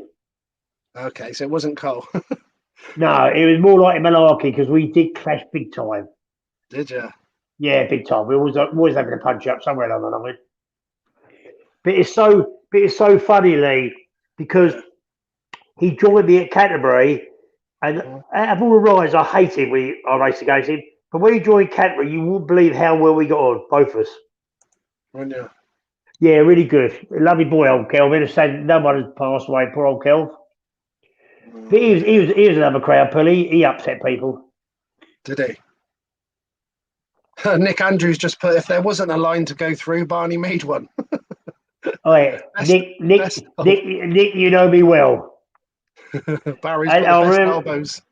Oh yeah, they remember me about my old elbows. In fact, I used to go when I was at the start. I used to give them the next ride to me a little nudge up with the elbow. Did those mind games and all that sort of thing work as well, Barney? Does that did that work? Yeah. Put them off a bit and just look at them and they get close to him. They're like, oh, they go, oh bloody hell, look at that big lump coming next to me. I better be careful here. But they're sorry. I'm a bit scared now, as people's been going on. I was mentioning the monkey mask on them enough, and I said, "Oh, I think I've got Martin's monkey mask in my garage." Keep it. Maybe I should have mentioned that because now everyone's going to be chasing me. Well, because who was it? Steve Gibson, somebody I know, ex-rider who helped come to Canterbury. He's still got one, brand new, never been used. Wow, I bet that's really cool. Only because somebody put it on there the other day. Somebody put it on the other day at it went for $950, an old monkey mask in Australia. Bloody crazy, isn't it? Yeah, it is ridiculous. But I look at You're going to start a fan club for Linda. And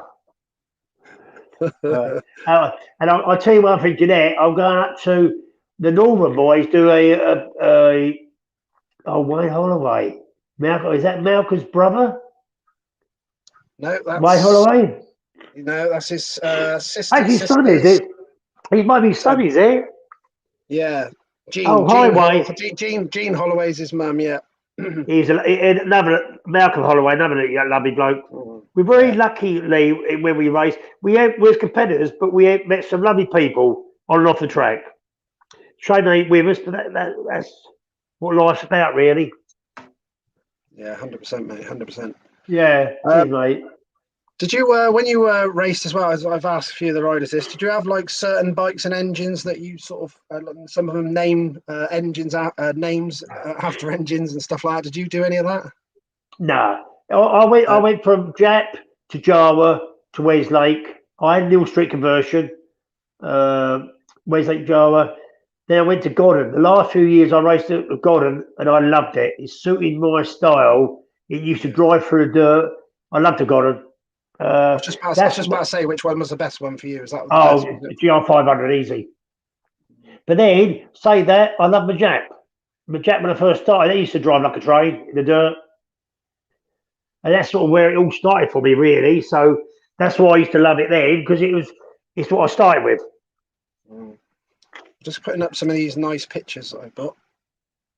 Oh, I'll tell you where that one. I'm not too sure I'm right. That's Brendan Shadow. I get on really with because I'll call his mum and dad my mum and dad. I'll call him my second mum and dad because I get on really well with Brendan. Then got Graham Clifton, then Mike Ferrara, then me, Les, Morris Moore at the back, the Steve Coppy. That could be Derek Hole. He come from Exeter. I think that could be him. I'm not 200% sure that is.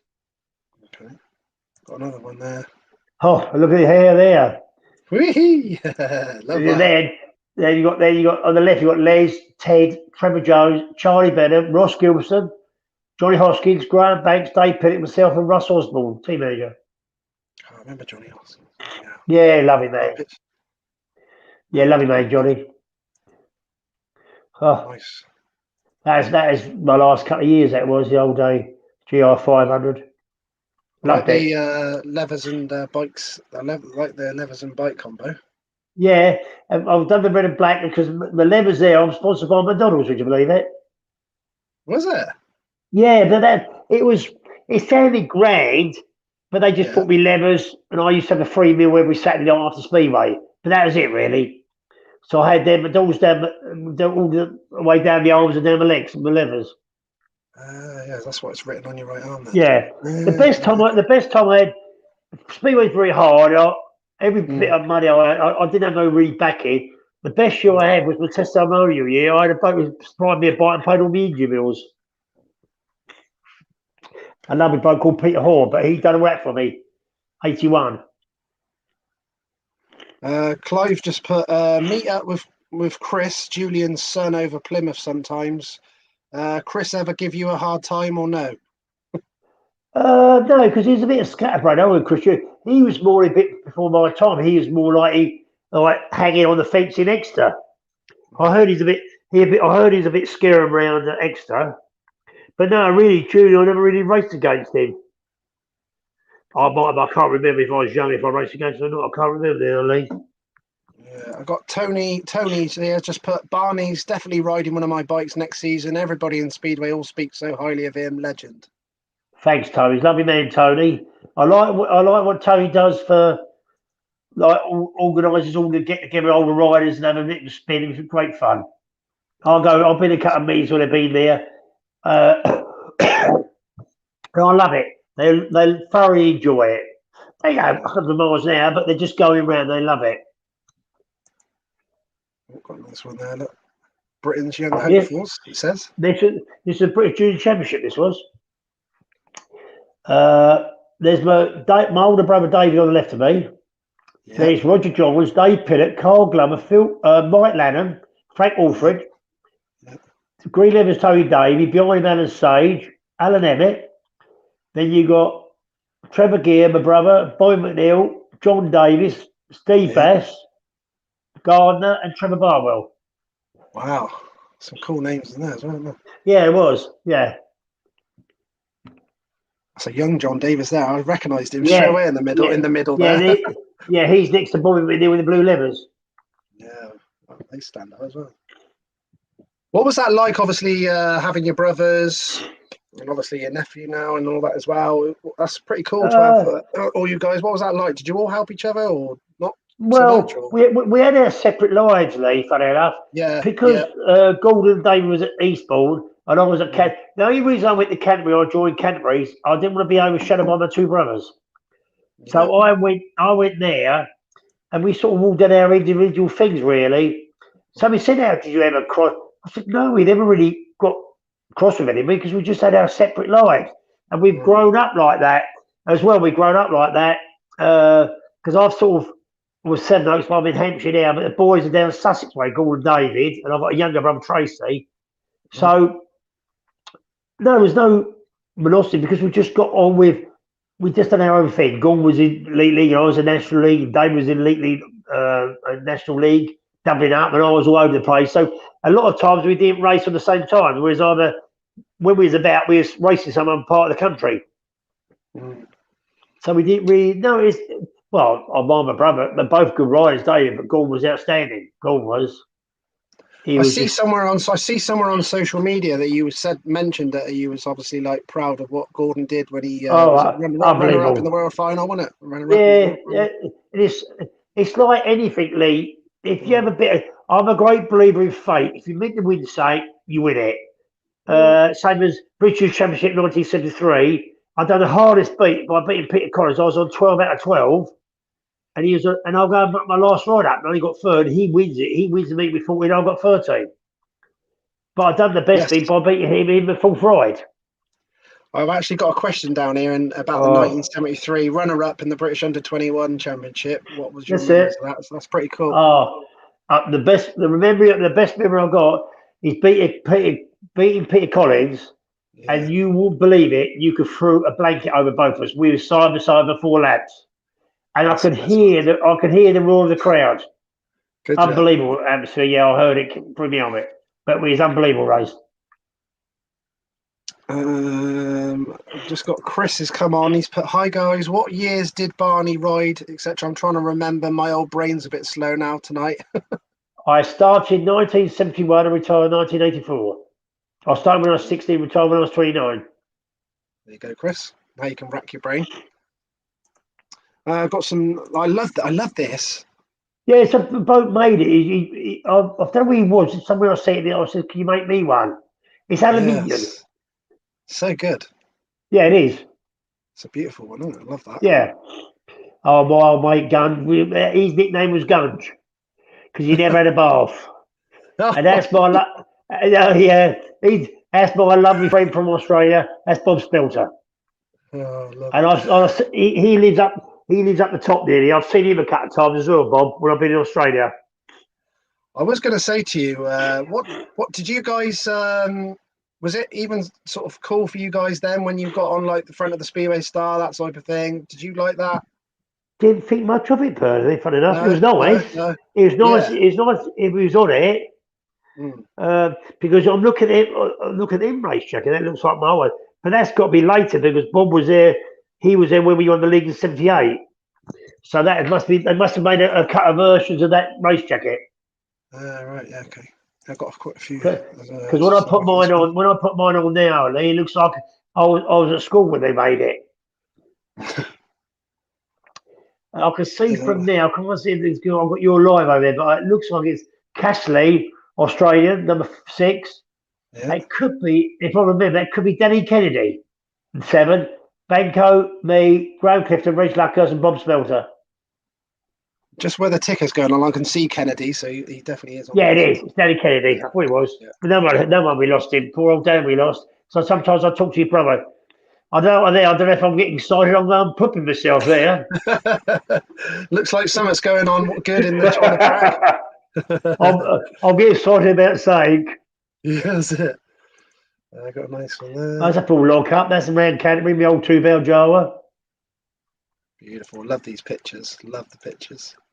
I'm just trying to think that's beyond me. That's Is that Cole? It could be Cole by his helmet and mask. It could be Cole. Looks like it. Looks like it. Yeah, it looks like Cole. Mm. I bet he'll let me know, wouldn't he? Yeah, he will. You can't believe you didn't know it was me. And that, I don't know why, I expect some supporters bought me that hat. I used to muck about. Somebody they used to always buy me something to wear. And that next to me with his bit of hair, that's Bobby McNeil. Oh, that's brilliant. And then Trevor Jones. Yeah, that's because the picture's Jonah. Oh dear, what's happened there? I'm after for a cup of tea. No, I think what. Oh, we lost him.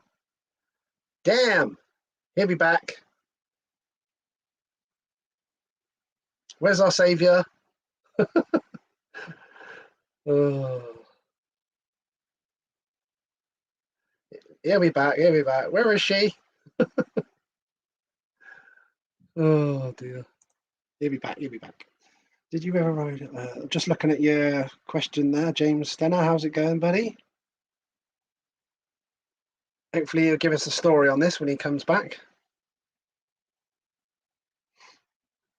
No problem, buddy.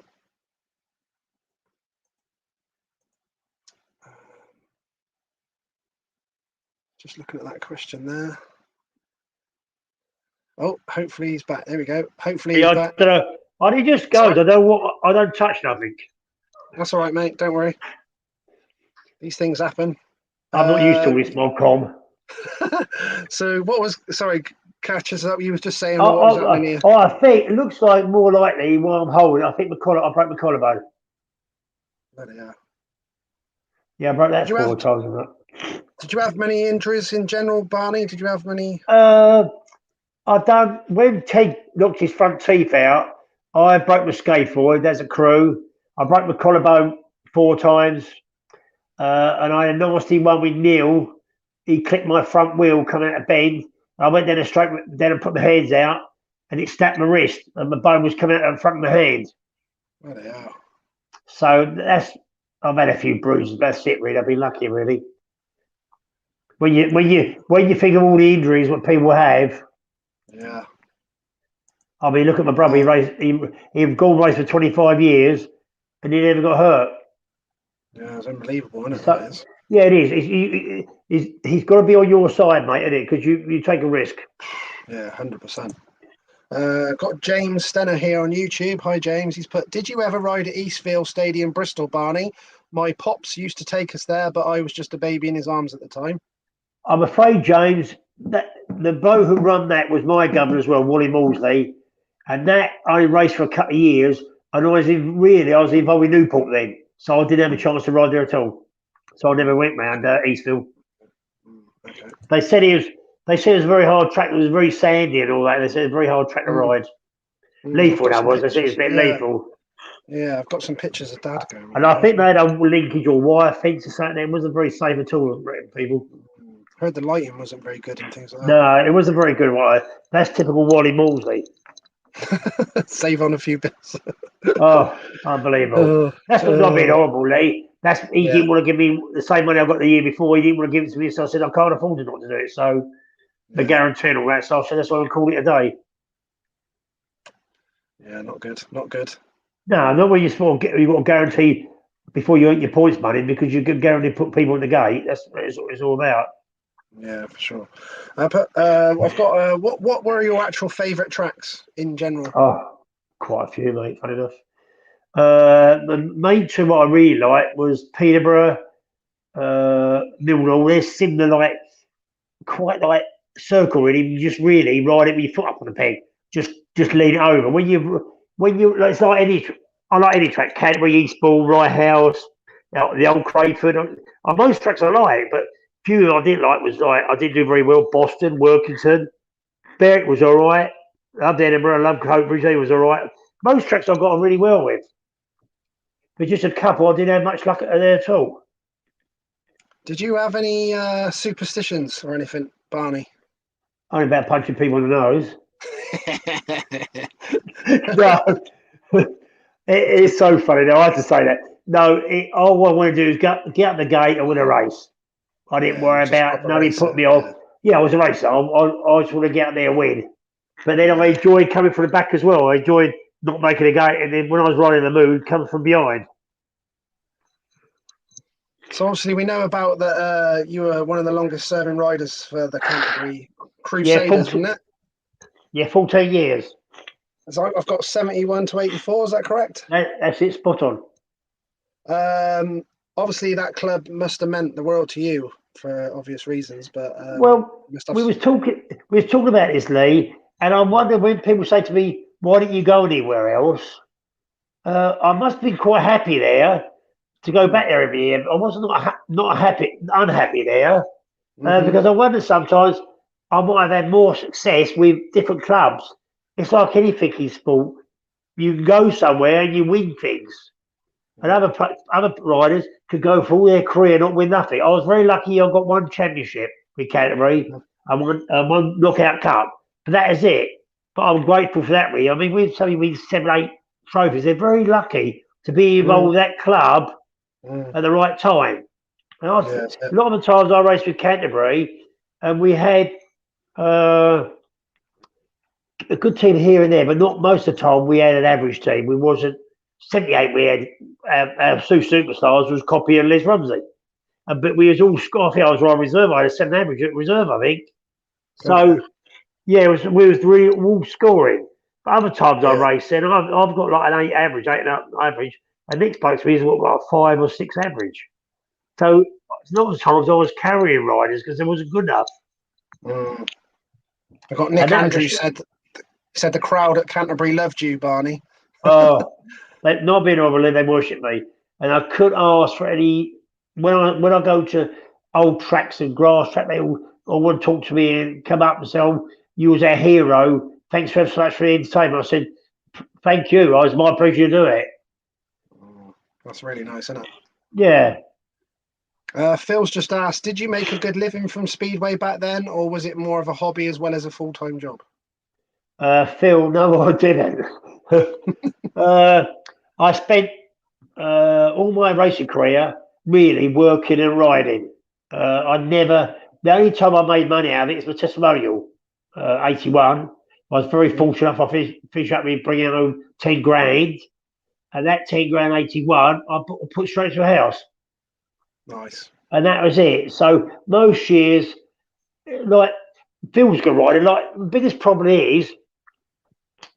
is having good machinery. And I let people do my engines, and I spent more time having it redone again. I mean, for example, like used to warm my bike up and stand the engine seats up on the stand. But I'd not be old dickheads do it, and I had people, my promoter giving people to do it, and it kept going wrong. I would like to look through my career and see how many engine failures I had. They used to drive me mad, mate. Big time, Lee. It's terrible. And I had people doing my engines, and it was crap. Really, when I got the GR500, it's so more reliable, and that's why I started scoring points. This is interesting. Clive Tilley put, if you travelled a long way and it turned wet, would you prefer a rain-off? Damn.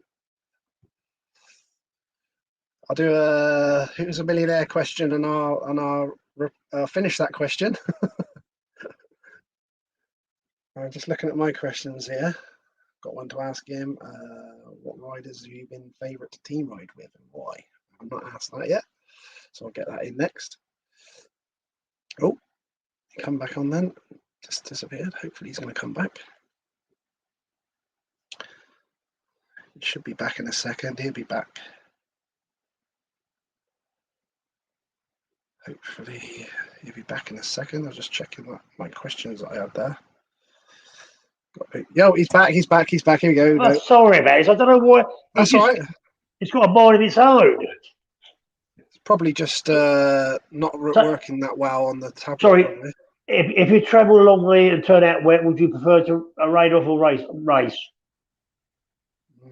Always race. Any condition, race. Love that. I thought you were going to say that. Yeah, I would. I love this weather. I'd love to get out there.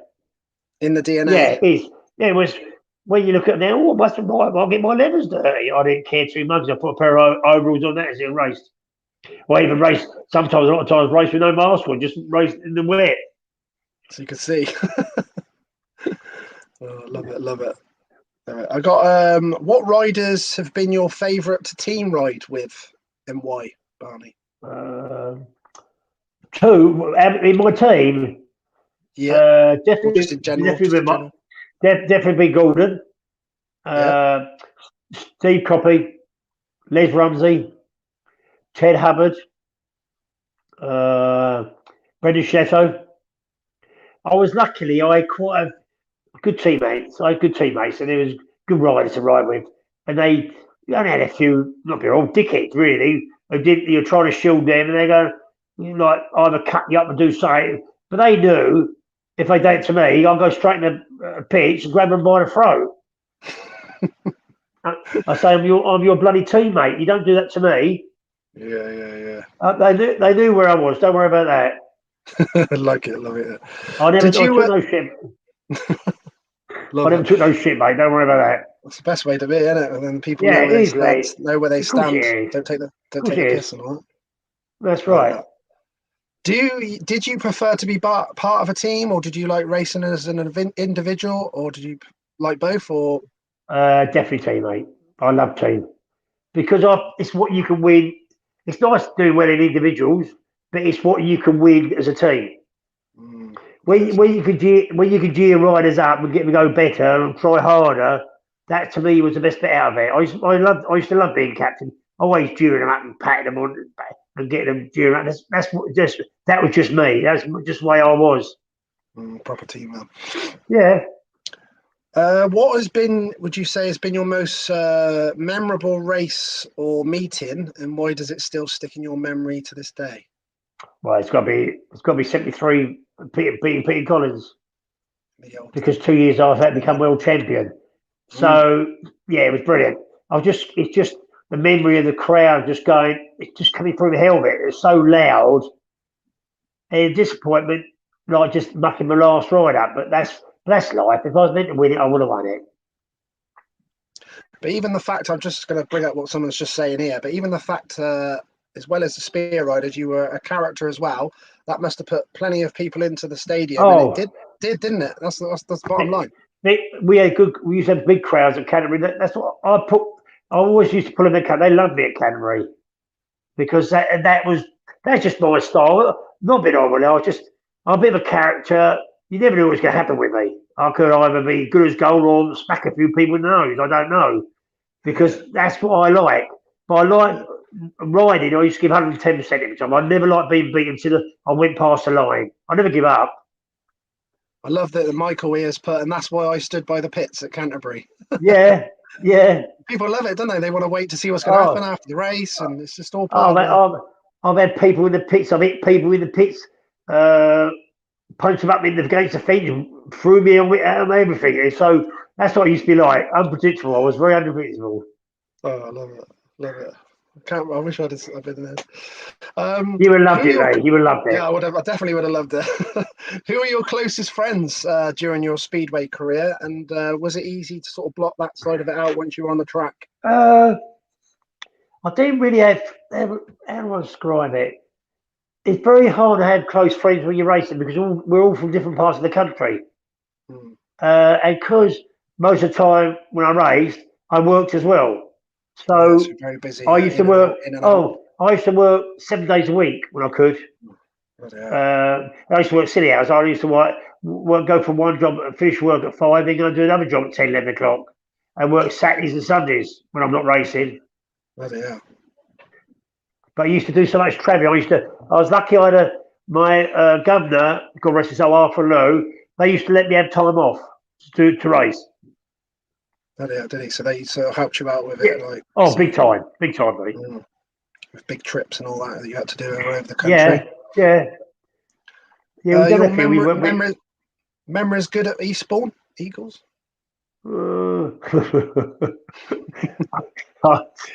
And that is one of my favourite tracks having punch-ups. I used to love going there. Yeah. Because they hated me. A lot of the tracks I used to go, Eastbourne, I've been over a fence with a steel shoe, jumped in between about 10 blokes. I didn't care 2 monkeys because I used to get a lot of abuse. There used to give me a lot of abuse there, I tell you. Yeah. I've had people over the fence. I've had people underneath the fence there. Unbelievable. They did. It was fake because they wasn't one of them. I was their local villain. I was. They hated me. Yeah, it's always good to have a panto villain as well. Because then the Canterbury Eastbourne, unbelievable. We've been there one time. The Canterbury supporters pulled all the fence down. It's gone off it. The rivalry between Canterbury and Eastbourne was unbelievable. And the nice thing about it is, just before Eastbourne closed, Eastbourne had Kent, and they said to me, "Do you mind doing a write-up about the rivalry between Canterbury and Eastbourne?" So I said, "Yeah." So they done a spread of me, and it was brilliant because it was. I started there when I was 15 and a half. I started there. I got a lot of memories there, but it was a lot of rivalry. We went there, raced there. A lot of things happened every match we at Eastbourne. There's always a few punch-ups. Yeah, it was. The crowds love that. They love it. Oh, I used to go to Glasgow. Oh my God, I think there was going to lynch me at Glasgow. But I used to, in my little way, the more they jeer me, the more I loved it because I would go around waving to them. But we put 2 fingers up. Then I'd do the wrist sign and blow kisses. Oh, they hated me, but I loved it. It is true though, isn't it? Everyone loves like the panto villains and all that. Even like your Nicky Pedersens, people love it. I was a panto villain. They loved anywhere I went. I upset people. The more they booed me, the more I loved it. Oh, here we go. We got Linda's telling a story for us now. She's put. He still gets in trouble as a spectator. He nearly got removed from Royhouse watching Ed. Love it. Yeah, that was. Funny enough, Ed was racing there, and now I don't like it. It was Shane Parker. After the race, because they'd beat him, he didn't like it. He got his back wheel and sprayed him with a load of dirt in his face after the race had finished. So can you imagine what I shouted out, calling him like a wanker and everything? And then I'm down up on the bank, and the Glasgow team manager, they're trying to get me removed because I said I was going to call him over to have a scrap with them. So I don't change, Lee. I tell you. I'm gonna have to come with you, and we can have a roll around with a few, Barney. Oh, you see me intolerant. I was ever going to bloke intolerant, Polish bloke. He didn't like it. He didn't like it because I was shouting Arton. I wanted Arton to win. He didn't like it because he was Polish. He called me a wanker. Oh no, sorry. He told me to F off. He told me to F off. So I called him a wanker and everything. Lucky the people we went with calmed me down because I was going to jump over the seat and go for it. She's just brought that up about the Tories. Oh yeah, I had trouble with him in Tory. Oh no. Tell her she shouldn't be listening to it. It's better. I'll pass her bedtime. Barry Hull here on YouTube put, after Barney retired, the only rider at Canterbury that entertained in the same way was Rob Tilbury. Yeah, my mate Nobby.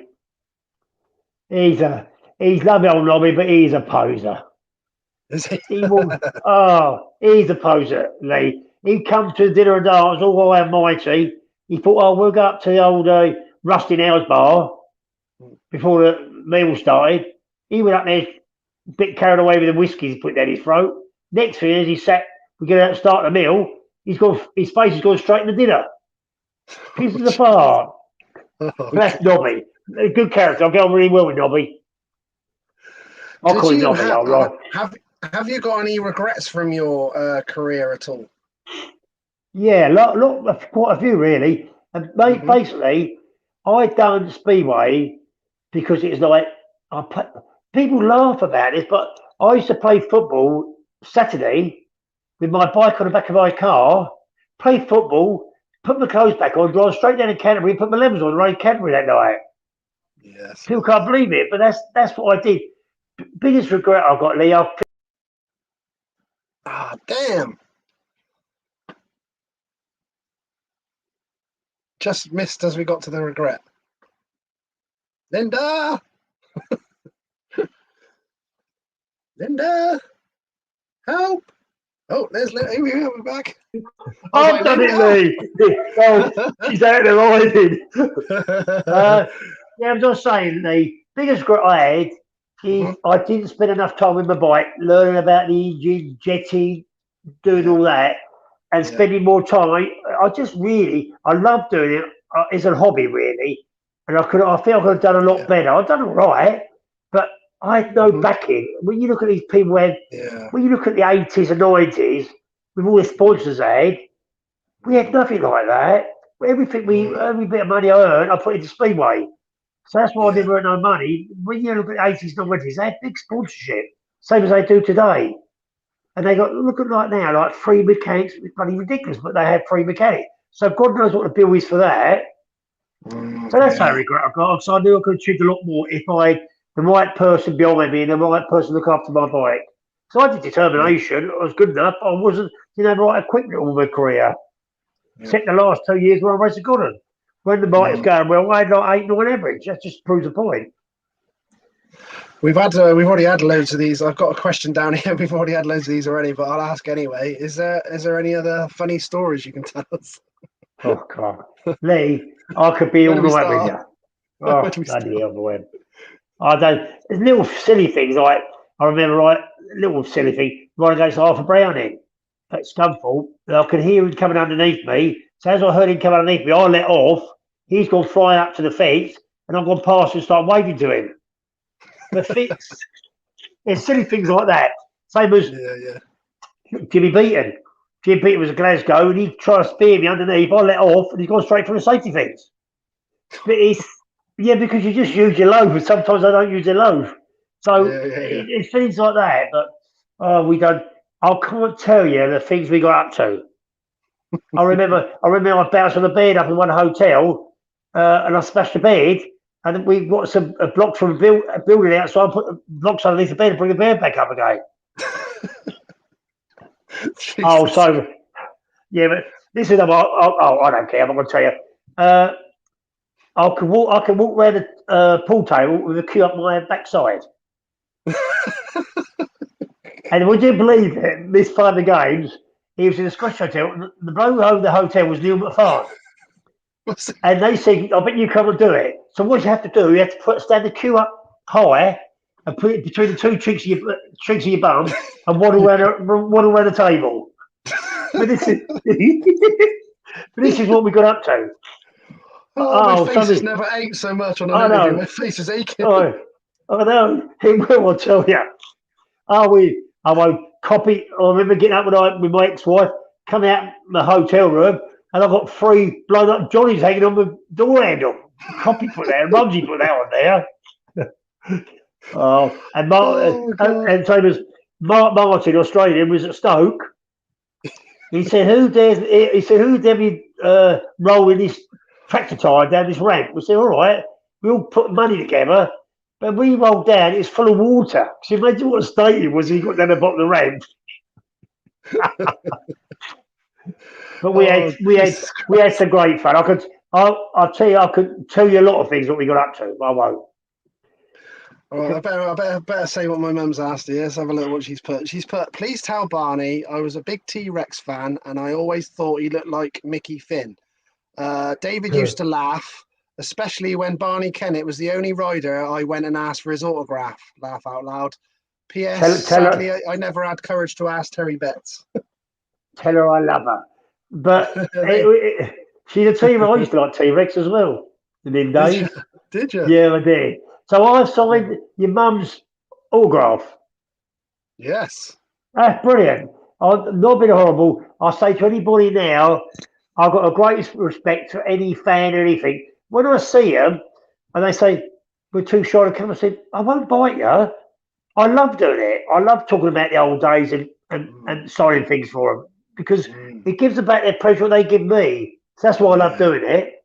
Yeah, 100%. Yeah. I've just got here, I hope this is right. In the same year, so that must have been early 70s. Go on. Is that about you become the most expensive Division 2 rider in a transfer Yeah, deal? Is that right? Hackney Hawks. 1973. What happened? Yep. Oxford bought Gordon from Eastbourne for £1,500.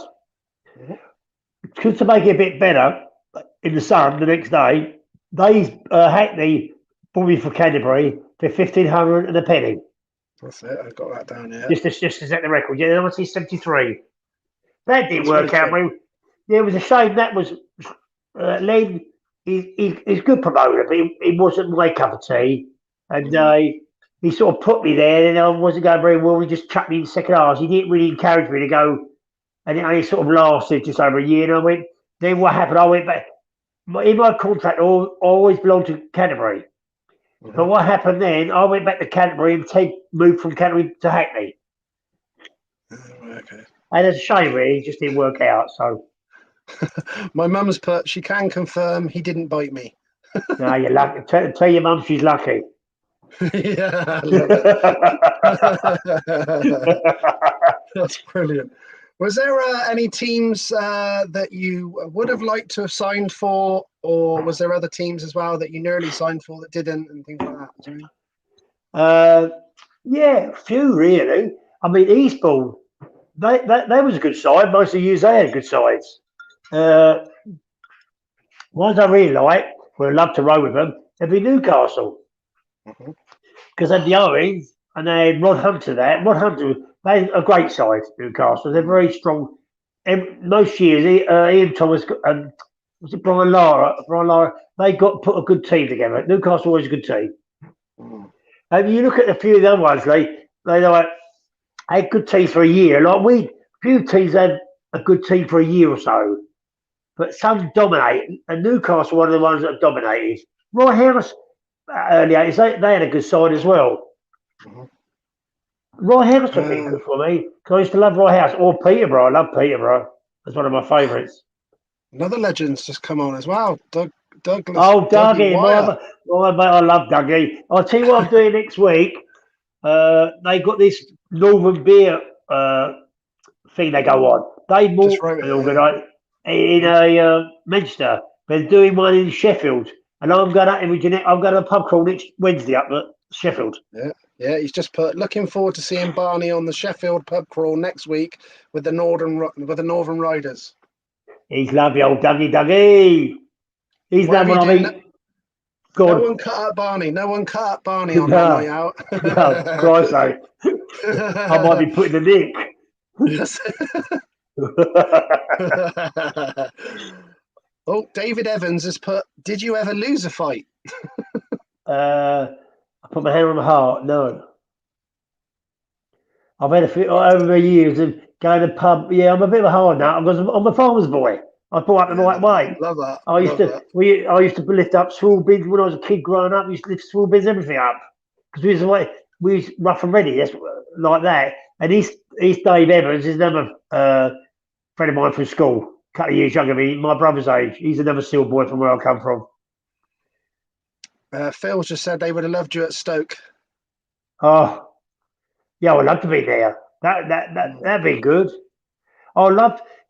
The only one I regret is as well, because I lost interest in it. I might, because I was only 29, I might be able to carry on for another few years. I'm ashamed. I love the 70s. I won't take that away. 70s is brilliant because we had so many international riders like your uncle, everything. We had brilliant riders then. Yeah, it was lovely. But then I like to be in that era, late 80s, 90s, Oxford and all that era, with Wiggy and all that crop. I like to be in that and see what that was like. And what's his name? Troy Butler and all that. I like to be in that. Yeah. all them for Oxford Day and rode against all them Alex and Stevens and all that. I love to race against them. Was you surprised, Barney? And what's your thoughts on that? Obviously, a lot of the riders sort of later on, like your Greg Hancock's going like well into their Guys, 40s, still winning GPs and stuff like that. It's crazy. Greg Hancock, mate, is unbelievable. He's a miracle man. Because I was fortunate enough to be in Melbourne for the first Grand Prix over there, and Greg won it with 21 points, and he was. When I see a bloke on the machine, he put no effort into it at all, and he was brilliant, mate. He's sheer class, Greg, unbelievable. You won't get many people like him at all, I tell you, to ride that age. Are you still there? Have I lost you? Yeah, that's all right. My mum's just asked, how old is Barney? Personal question. Jenny, I'm 45. Tell your mum I'm 66, coming on 67. Beautiful. There you go, mum. Right, what do I have here in front of me? I've put, who would you say were the 3 best riders that you ever competed against in your racing career? If you had to push your top 3. I know it's difficult. I have to have a think about this one. Well, I compare against, but I never got nowhere near. And the sheer classes are the major. And Ollie Olsen, there's 2 of them. They just dominate it. But then that's what I'm trying to say, Lee, because there's so many riders from the era, Scott Autry and all that, and Martin and Ray Wilson. I was fortunate enough to win this barbecue at Leicester halfway through a year, and I hadn't met him since the 70s, and Ray Wilson was there, which is lovely. So them riders to me were brilliant in their time. So you raced against them, but you didn't mix with them because it's like Division 1 was a different league, very hard league. Great racing, and then you look at some of the averages they had. I mean, one year I think I don't know what year it was, early 70s. There's about 10 of them, 11 of them had 10 points averages. That just shows what a class they are. Yeah, you could like name 5 easy in every country. Oh, we could, of course, could, because you just that was just England. But now it's taken over. Now you got Denmark, Spain. Denmark, Sweden, all that. And Australians, but Poland. Then, Poland. Look at Poland now. But in the 70s, it was all English. English were brilliant. Cream of the crop. Oh, but you used to win everything, didn't they? So they were so dominated. The English were. World Cups, yeah. I've got. Love you, Uncle Barney from Laurie. Yeah. Tell Laurie I love her as well. Love you, Laurie, as well. There you go, Laurie. That is Adele's daughter. Oh, very nice. So there's another one of my friends. Barney, if you had to give some advice to any youngster out there that wants to be a pro speedway rider, what would you say to them guys? Run. Listen to people. Don't punch everyone in the mouth. Don't do that. No, I'd say the most important thing, Lee, is to listen to people who know it, because you can pick up and just learn little simple things.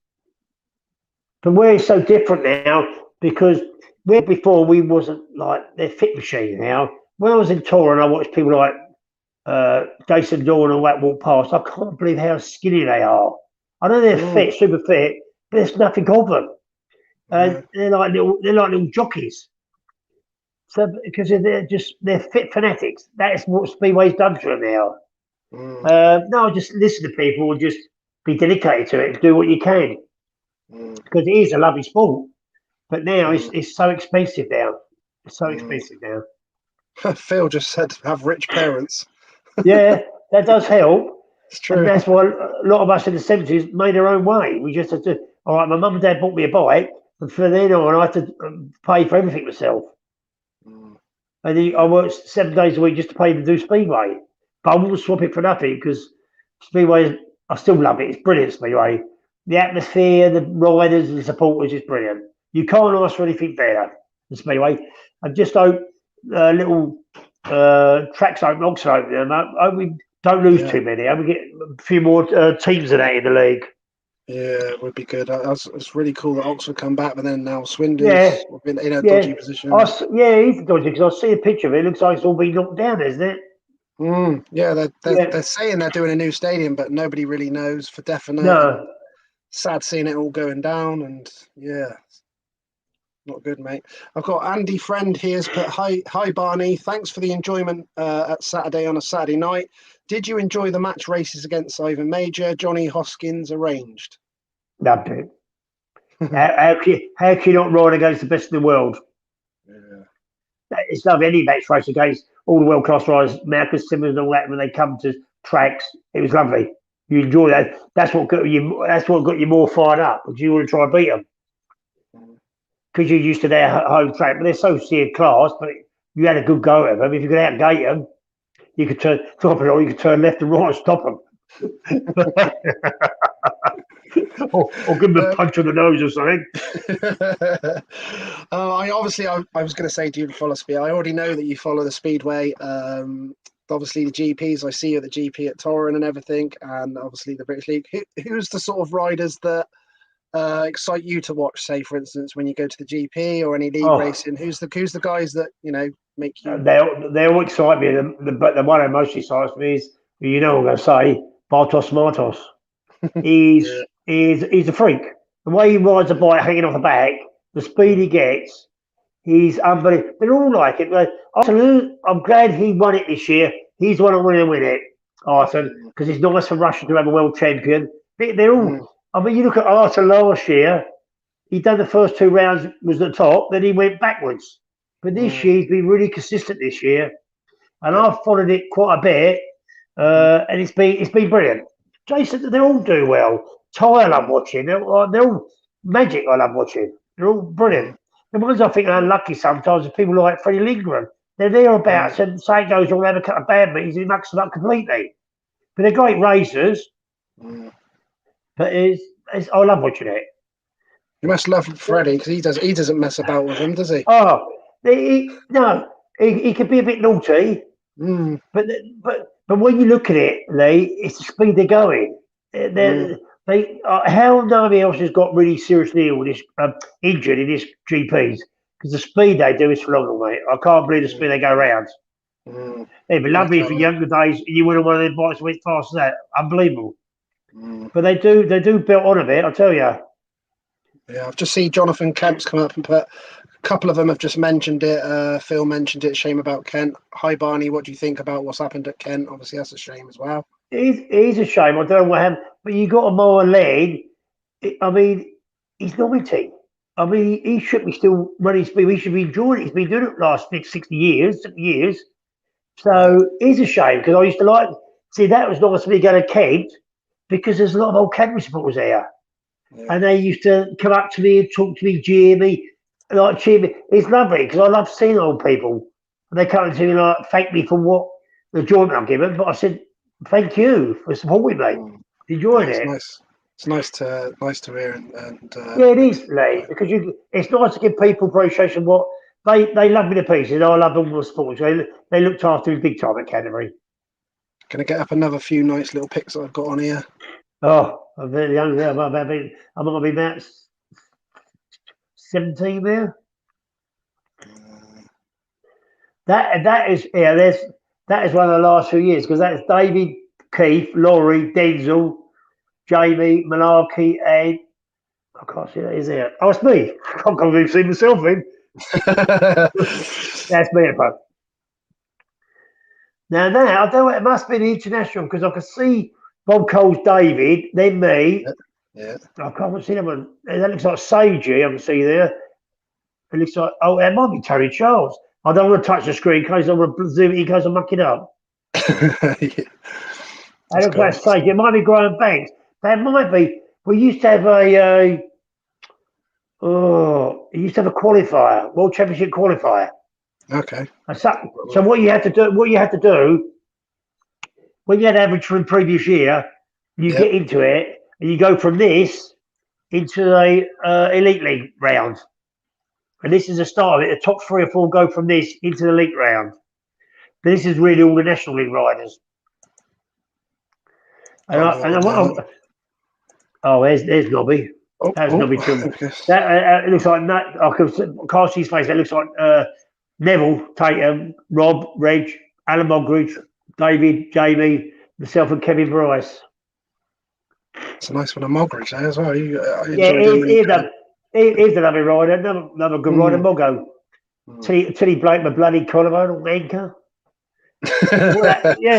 What happened? I'm shielding him. Stop kicking the other two at bay behind me. He goes, looks up. He goes and looks right up in front of me, and I'm going to go over his top of his back wheel. Oh no! And I broke my collarbone. Jesus, I like this. Oh yeah, I think when that was done, somebody had done that the old day in Crusader, isn't it? Love it. Gotta love that. That's one of my bikes. I'll be old God in there as well. There's Graham. Got a little bit of dirt underneath my nose in. Yeah. You're doing the Movember there. Yeah, I should do it, Rick. So you see, I grew one because I did had a new knee operation. I couldn't be bothered to shave, so that's why I grew my old grey beard. That's the first time. That's only the second time I've done it in my life. Is it? Yeah, and I said next year I might grow my hair, grow a beard, and try and raise some money for the Ben Fund. Yeah, and it all shaved, and my beard shaved off, and my hair shaved off. Fair play, Barney. Yeah, just try and raise some money for them. And that, would you believe it? That is my last year. That's 84. Is it? Yeah, that's and that bike, so funny. I sold that. The second bike were both the same for 85. Yeah. I've still got the levers and then boots. Wow. Nice but levers is funny, Lee. They come about 2 foot from doing up. I'm a bit wider now. I was talking to some young boy who bought them off me. Yeah. Recently on Facebook, and he is his uncle who I used to race to grass track with, and he says he might still have that bike in his shed. Wow. So, because I would like, if I can, in the next few years, I want to try and get got together and build a bike up just for my own benefit. Not to use it, just for my own benefit. Yeah, it'd be cool. And then he said his uncle's got a bike, so I might have to try and tap him up next to my bike back. That would be really good. That would be cool. Yeah. That's my old. That is my DH tyre levers. I had a tyre company in Canterbury supported me. They blue and yellow and white levers. There's Big Arthur on the outside of me. Big Arthur Browning. Hey, look there. There's a tickle me. Times I used to do that. Pull my goggles down. That's mad. I hate being smothered in. My face coming in. Brilliant. So if I got in front, I took them down. You ever seen that one, mate? That's Daddy in it, and Kathy. Look at that. Beauty. There's some big handlebars on, mate. Cowls. We used to have cowls then. Yeah, I remember that one. They were big handlebars, mate. I'll tell you where we raced. Didn't they used to have that like almost like a plaster, what they call it? I'll tell you what we used to do on the throttle, elaster pass on the throttle, and elaster pass on the clutch side. Yeah, that's it. But we look at them, old aluminium dirt shield, no front cover, and they're there. And I see the front, bottom of them got rubbers on. Sometimes they have rubbers on. We just cut a bit of tube and tape on the front. And I used to laugh about the dirt shields. How they couldn't protect nothing. Because a couple of times I've had a chain going hit me in the back of the leg. I know that hurts. Cool, yeah. Chains are not cool. Yeah, it's got on there again. Oh, GR 500 there. I think I can forge that. I can forge one of them. I've been practicing on that pitch. I'm going to practice it. Have you? I'll tell you one thing. I'm not consistent. I'll tell you, my signature's all over the place. That must be usually, when I used to smoke, look, I'll see the fag in the head. Oh, yeah. My dad. When on a race, I used to smoke 50 a day. Did you? Yeah, but when I was up in Speedway 84 retired, I'll pack away, never touched one since. Did you? Fair play. Yeah, that's why I got big, because when I was racing, I was really never heavier than 10.5, 11 stone when I raced. So I was quite solid. But then when I gave up smoking, I put on about 4 or 5 stone because I was into the gym on running meals and all that row machines. I was cycling 15 miles every other day. I was doing a London Brighton, anything like that I was doing. I was a real fit fanatic. And because I was doing a lot of my own tacking, Yeah. lifting plaster and all that, I just got bigger because I've been plastering. The shoulders are big anyway because of plastering. Yeah. Like I try to bump my head all my life. That looks like Eric Dugard on the outside of me. Nice one. There, funny enough, is Graham. Is my old favourite. He's lovely. Was next to Grant at the back, Bowie, Nigel Boocock. Oh yeah. There's me on the front. There's Mike Farrar. Then it's Tim Hunt, and I've got a funny feeling that's Roger Abel behind me. He joined us. He raced at Eastbourne, but he came and joined us for a little while. Roger Abel. Oh, that's when I signed, wasn't it? 1973. Beautiful. That is Johnny and Les there. Len there, I mean. Yeah, it's a shame that didn't work out. It's such a shame because I wanted to do it, but biggest problem is, like I said to you, I didn't have the machinery, and I wasn't. I did. It was like me and Les are one of the best pairs of something at Canterbury, I suppose. Yeah, that way it was. We used to do quite a few meetings. In them days, we used to have a lot of second half races and that, and used to have trophies on site on it. That there is Rob at the front, left, Dave Munnett, Alan Mogridge, myself at the bike, Jamie, Andy Fines, and Kevin Bryce. They put that on, made me laugh. That's Alan Diprose. That's Alan Diprose. Damn. I'll tell Dippy. I saw your name on it. I saw your name on it and everything. Yeah, that caught you out. How can you ride like that? He looks like a midget. That's definitely you. That's definitely me. Damn. I see that come up the other day. It ain't your fault. Somebody I see all my photos. I thought, that's not me. That's Alan Diprose. Yeah, when I looked at the style, I thought I didn't even make true. I should have gone with my instincts. Yeah, nothing like me. No, I didn't do the styles and stuff. No. Me and Les. Yeah, that's a full too. Yeah.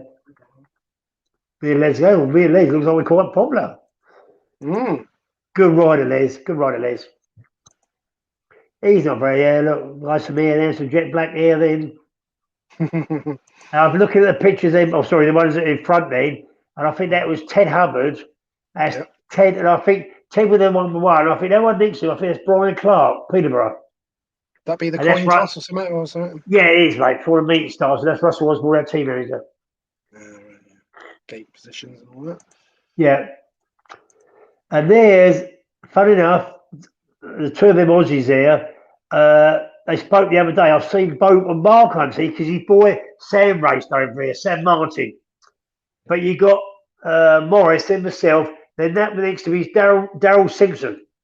Now, when I went to Melbourne for the first Grand Prix, we drove down from Townsville down to Madura and all that. And that Daryl is very friendly with Phil Crump. He raced with me at Canterbury. Then it's Keith Pritchard. There's another Aussie, Mark Martin. And the one at the two front, one of the blue levers is Nigel Cousins. And the one left, looking at the tyre, see if he can nick it, is Ian Clark. And Denzel on the bike. Oh, he was on earlier, yeah. Phil's asked, what was your favourite Canterbury jacket? The design in '84 was a great one. Yeah, I do like the ones I've got behind me, like that ones with the yellow and red on them. Quite nice. Yeah. But if you say anything, my favourite of anything is the cross swords, because that's where I started. Yeah. When I was 16, that's my favourite out of all of them. That one's quite nice. With the horse and that one with the blades on it. But they went through a stage then we had quite nice race jackets. Yeah, they were nice. But it's such a shame, Lee, because all them years racing individual meetings and all that, we didn't keep the bloody jackets. When I see these riders got like 40, 50 jackets, most tracks, they want to take them off you. As soon as you meet you, they want to take your race jacket. You couldn't take them. Because I raced in the National League Riders Championship twice. I got two of them. I don't know where they gone. And I raced for England 3 or 4 times in the National League. And I've got none of them. Shame, right? Yeah, it's such a shame. They used to take them off you. They never give them to you. Now they give them to you. But then they used to take them back.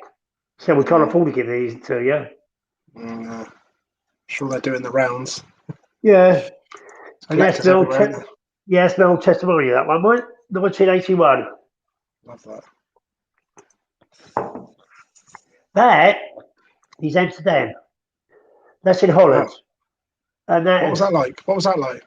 oh, you see where I'm going. It's lovely, nice and fast. Yeah, yeah, like nice and wide. Right up my street, just flat out.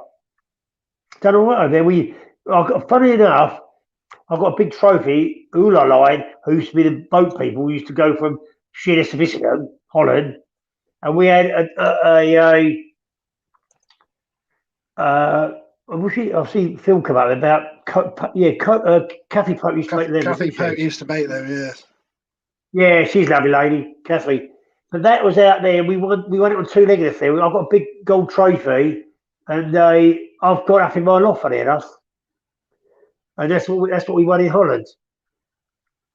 Very nice. That's lovely out there. I loved it out there. I think I might have had 11 or 12 out of 12, I think there. That is practicing on the same track. Got a few more pictures left to look at. That's my favourite thing. I told you I'll never give up. That's pushing for a point. I love it. Look at the crowds. Look at the crowds. Unbelievable, mate. They loved it. I won't give up, mate. If I've got a chance for a point, I'll push it. Beautiful. Love it. Yeah, you can see by the crowd there, mate. It was great. That's what I was. That's more like that one. I'm getting it low. That's more like in Meadowbank. I think Edinburgh. I think that is. Could be that or Roy House. Might be Roy House. Oh, it's in England. Well, this is when I right for England. There's John Davis, Richard Greer, myself, Wally Morsey, Arthur Price, Tiger Beach, Roger Johns, Boyd McNeil, and Carl Glover. That is. Did you say you got on with Wally? Not too bad. I'll tell you one thing. This time I didn't. Do you know what I told him to do? I told him to stuff his racetrack up his arse. Did you? Yeah, I walked out. Told him to stuff up his arse because I feel I might be in reserve. He didn't give me a fair crack of the whip. And I said, "Oh, here's your jacket, stuff up your arse." That was Barney over. Got one more picture on here, I think. I could think there. That could be as Paul Thorpe in front. This is a Peter 14 tournament. And I think that could be Guy Wilson. You know what I mean? Yeah, I think if you look at a guy, the full colour's got Guy in it. That could be Guy Wilson, I think. And that's Paul Thorpe. That is a Peterborough. See what I mean by where you can ride with your feet up? Yeah. You could come straight in it.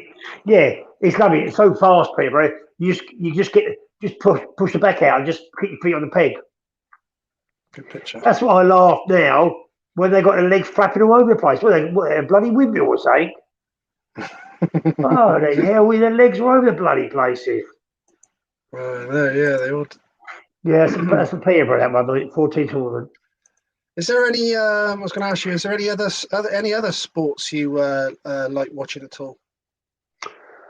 I was quite. I am. I'm a Spurs supporter, but what football's like now, Lee, I love it. But recently, the last few years, I've gone off football slightly because I think there's over sugar plum fairies that play football. Yeah. You can imagine when I play football. I've got a tattoo on my arm up here called Mad Dog because I used to like tackling. I used to like tackling from a throat above. So then my mates and my team used to call me Mad Dog. He's Mad Dog. He's going for him. So I've got a tattoo. I played the vet side when I was retired for Speedway. I played football till I was 50, and I had a tattoo done, bring my memories back. But they used to call me, "Go on, Mad Dog, go and get him, Mad Dog." I love it. So that's what I've done. So yeah, I played football till I was 50. I've skied quite a bit. I love most sports. I like motorbikes in general, GP and super bikes. So I love all that. The only thing I don't watch, I don't know why, is what you was involved in. Motocross. I don't know if it's the wrong time I'm not there. Sometimes I watch it very rarely, but it's not sort of never caught my eye. Say that in the 70s, I used to watch Peachy and John Banks. I used to watch them at Canada Heights in the 70s. Used to love it. Canada Heights. And Canada Heights, where I lived in Sevenoaks, I was only 20 minutes away from there. Where's so it? That's hello. Yeah, because Brands Hatch is only 15 minutes away. Yeah, I raced there in the 90s. Yeah, I'd love to see you do it but it's like anything. I retired in '84. I missed so many years. So late '80s and '90s, I missed all that era because or late a bit of '90s, I went became Andy Buck at Eastbourne where I was involved team manager. Then I lost interest in going. Look, I missed another 10 years. Then I come back 2000 roughly to watch my nephew Edward ride at 15. So I followed him. I've been following all his life, and I used to go with my brother. Under 21s, Latvia, Czechoslovakia. I've been all over places with him, watching racing pole and everything. Great trips. Yeah, it's been brilliant. And a few times when I was out there, it was lovely because I helped span it. I loved all that. I loved being involved again. It was quite good fun. Frank Smith has just put, Barney, how's it going, mate? Tell Frank I love him. He's number one in the old brigade, Lee. He's number one for the dinner and dance. He's one of the little group we meet up every year at Leicester. Love you, man, Frank. Love old Frank. Beautiful. I've got a couple of fun questions I want to ask you. This is one. Who has been the best selfie that you've had with? Who was your best selfie? That's a hard one, isn't it? Well, for you, say, wouldn't it? wait, you laugh. You're a star, son. Don't worry. You're a star what you do. There you are. I'll get one with you, boy. Don't worry about that. Barney will be about. Watch out. If I say somebody, I did get Barry Briggs because he's too miserable.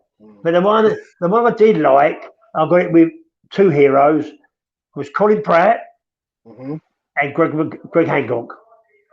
Oh, that's nice. I got them.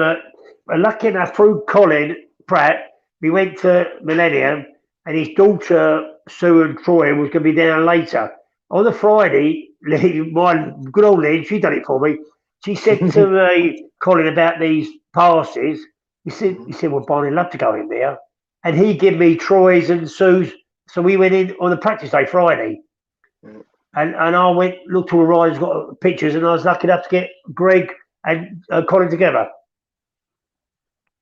He was brilliant about it. Oh, say that. And the other favourite is Ty. I see you nice one with that one, yeah. Yeah, I've got Ty in Poland. The touring was nice. Because I wasn't going to do it. Jeanette said, go do it, go get it. And I thought, oh, no, I'll go over. I did. And he was. Is there any Speedway? Is there any Speedway riders that sort of made you sort of even you? Was there any riders that even made you like starstruck, like do that, like Jesus? No, not really. I'm quite down to earth, Lee. And because when we first started, I was in Lynn and we go Speedway, and like we walked past Barry Briggs. Barry said hello hello Barney, how are you? And I said fine, how are you, Barry? And I could see Lynn here with her mouth. I went, you know Barry Briggs? I said, of course I do. I braced against him, but it was the things like that. Because at the end of the day, we're all the same, mate. How good we are, superstars are. We all got two legs and we all breathe, don't we? So I think when people say you do, I don't look at that. I think they're great. I wish I was good as him like that. But we're all human, aren't we? And as long as my reaction now, I like doing now, if I can make somebody smile and have a bit of fun, I'm a great believer. I do enjoy myself, as you can see. But it's about making people happy and making people. And when people say these selfie, I say I love it because they always laugh when I put that stick out in front of them. They laugh, and you can get some really good. Yeah, you can get some real good pictures with it. Yeah, definitely. I'd be starstruck with all of them, all of you guys. I love it. It's like, oh my god, I do that. Oh my god. Yeah, it is, Lee, because we're only human, and we did years ago. They used to look at us, but we feel no different. I don't feel that. I love it when someone says, when someone walks past something and goes, "Oh, it's Barney Kennett here." It makes me feel good because somebody recognises me. And a couple of times I've been called and people say, "Do you mind signing this autograph?" I said, "Of course I don't mind doing it. I'm welcome to do it. I've got no problem about signing this and signing that for them because they used to support so much." I've got a Barney selfie tonight with my Lily. I said, "I'll get it. Wait, Jenny, you won't be hiding, girl. I'll get you. I'll get you. I'll stalk you. I'll find you." I was just spotted your polo shirt you got on. Yeah, this one. Can you see Yeah. it? I want to go that one. Yeah. Oh, Yeah. Here we go. Can you see it? Yeah. So you're, is that right? You're in an ambassador role. Handbag ambassador. It is. It is. Because I'm with Gary Stead, which I'm hoping to see next week. We go to Sheffield. What happened through his selfie and that? Mhm. And the biggest problem is, I love to put it across here now. I like to write a list of the riders I race skates from the 70s to 80s in each individual team and see where they are now. Yeah. When I go to the Lomdo, the bit I like about it, Lee, is we see each other. Mhm. We had great fun. Up the dinner doors, I had Neil Middich, John Davis, and all that. We had such fun. We had a real laugh. And I just wish, because if we don't do something about this World Speedway Association is going to close. Because there's a lot of older people there. There's not, I'm old, but I'm classed as a youngster. There's not my era. There's so many people like Jeff Pusey or Steve Wilcox. I love, that's just problems I'm from Middlesbrough. I would wish they would join up and come to these reunions. Mm-hmm. Because if no one is a good way, it's worth seeing, and you see old faces. I met your uncle there a couple of years ago. It's Paradise Park. Mm-hmm. That's brilliant. That's a great day to meet Steve Yeah, Riders. I need to go there and check that out. Yeah, definitely. Yeah, you should do that. You should come there. It's good. I did join up, by the way. I did join up this year. Wait, good. Wait, good. I'll get you if you don't, boy. I'll get you. Exactly. I did join up. But it is a shame. And they said to me about it. I said, of course I'll do it. At first, I've got about 10, 15 people sign up. They love me. Bert said, thanks for doing it. I'm just, silly thing I put there. I said, if you don't sign for me, I'll come and sort you out. But it's that bit of banter. But I just wish people, because Speedway family is the best, mate. No word about it. Speedway family is the best. And I just wish ex-riders from my era, 80s, 90s, because Troy Pratt was saying about what's happened to all these era, late 80s, 90s. Where are all they? Joe Screen, all that, Marlon. Why don't they come to these functions? Because if you don't, it's going to die a trade. It's going to die out of me. And it's such a shame because they don't, personally, I don't realise what they're missing. Nick Andrews has just put Barney. What about a Canterbury reunion? Oh, well, we had one 2 or 3 years ago at Kent, and Nick was saying that. We had one penciled in for October, but I don't know what happened. The boat it's supposed to be a Whitstable Football Club, 100% people going, and it all just went blank. Nobody knew what happened. He's just got off the edge of the world, this bloke, so we don't know what happened to it. Supposed to be the end of October, and people asked me if the reunion still happening. I said, I don't know. And then the fan somebody said, no, he's not on Facebook no more and that. So that was it. So there's a shame. There's a couple of things happening this year. I like going to reuse if I can. The crew one I missed because so funny the crew people who I spoke to on Facebook. When me and Ted both got injured in 1972 73, they brought grapes to the hospital for us. So they said if we go to a reunion, they can bring me some more grapes. But it's silly things like that. I was hoping to go to Boston one in May. Would you believe it? And the same time in May, Boston, they have a Wednesday day at Scunthorpe, and that weekend I'll go to Spain for holiday. So that's a shame. I missed both of them. I've got someone here sharing some memories as well. Proper racing family, the Kennetts, saying about they've bought a few cars of the Barney's dad from the house in Seal. I was just looking at that from my dad, Dick. I used to sell a few old motors, I'll tell you. That's very nice. Yeah, very nice of them. Not memories we had on our farm because we was lucky. Dad was a scrap dealer. And because we had the field, we used to race cars and motorbikes around the field. Just got Jonathan Kemp as well saying about the Cardiff thing. I think everyone's looking with obviously all the COVID and missing it for a while and stuff. Everyone's going to be proper buzzing for the next one, aren't they? Are you going to Cardiff? I've only been once ever as well. I love it. I missed it too. I love it. It's my favourite weekend meeting everybody, have a good drink, a real good drink. I've got to come. I got to come. Well, a couple of years ago, I took British Slut, and we didn't go out about 10 o'clock at night. I think we come out of the Aussie Walkabout about 5 o'clock in the morning. I think he wasn't a very good.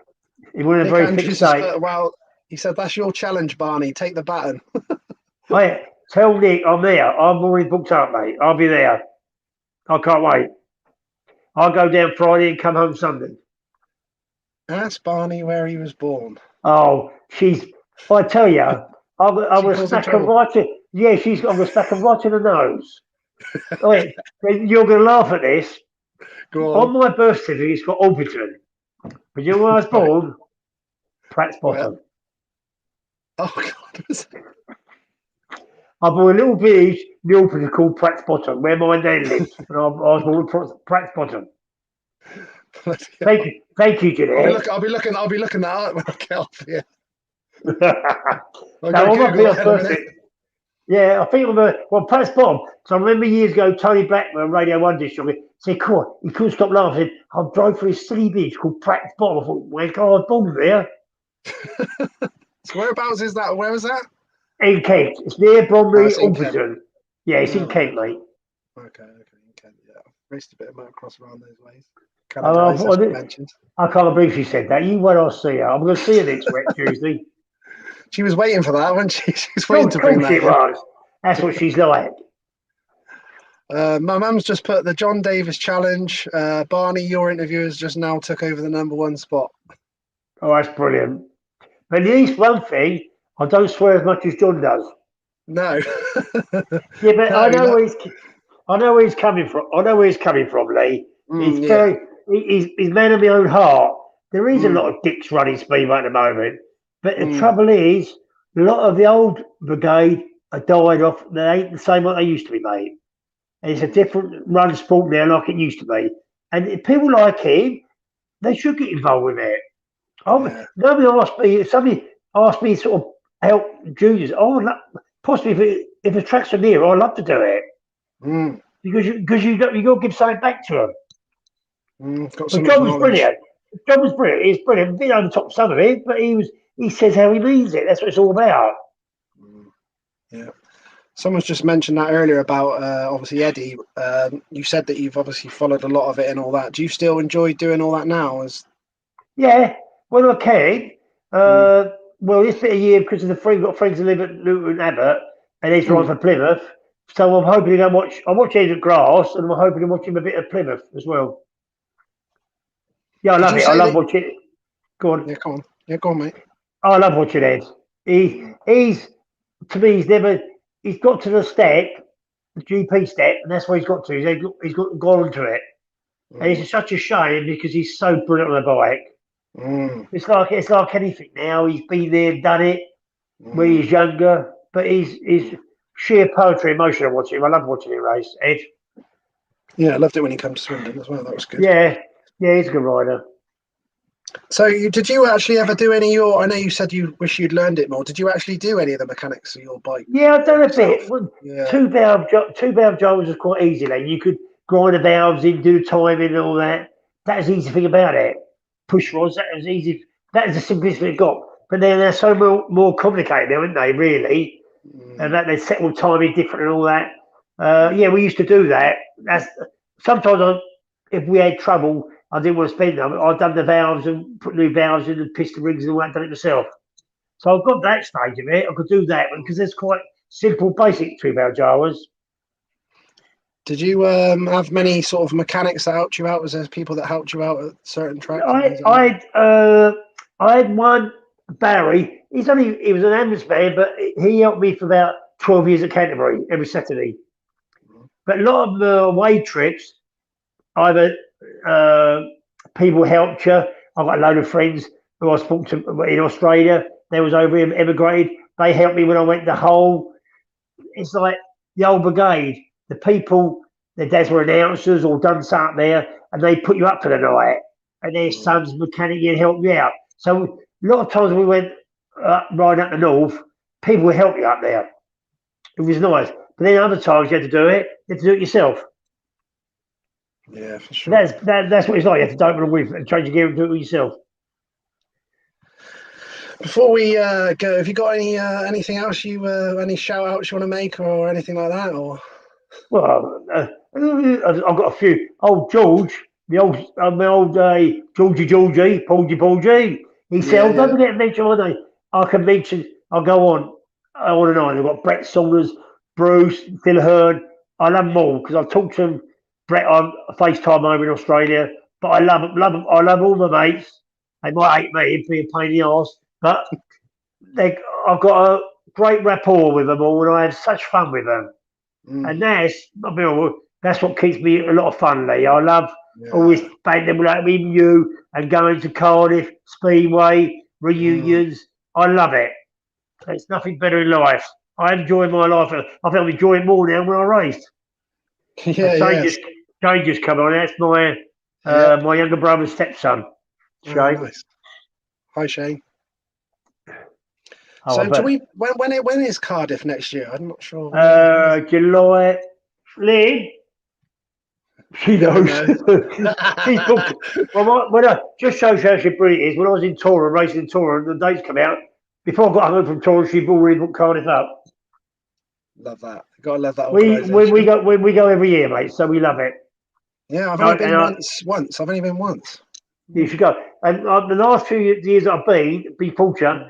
2 years ago when it was on, I met Phil Hearn. I hadn't seen for years, and I had a good drink with him. And the year before was uh, Mike Fullerton from New Zealand, and the year before that was Glenn McDonald. So I've been very lucky. And I met Nigel Crabtree a couple of years ago. So Crabtree, it's I been remember Stokes as well. Crabby. Stokes. Mm. Yeah, he was brilliant because I watched him when he first started, and he was second halfer for years, kept doing second halves and never made it. And all of a sudden, the boy clicked. He became a bloody good rider. Mm. He's a good rider, Crabby. And he's another one. I'm annoyed. So if people say, they should be join this World Speedway Rider Association because they're the ones that are going to keep it going.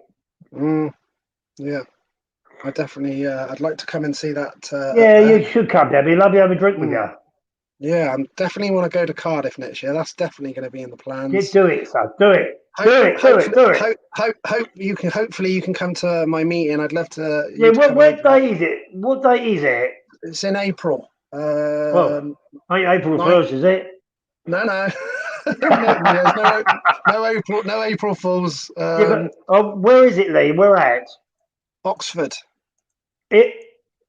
You got a motocross at Oxford? Yeah, Cullum it's called. It's in Abingdon in Oxford, and it's going to be. Send me some details. I might come to Yeah, I that. will. Yeah, yeah. But like I That's said, if you want to come, I'll sort you out and come in. yeah, that'd be lovely, mate. It'd be lovely to see you. Mm, Oh, mm, Christ, I've dropped the phone now. that's all right.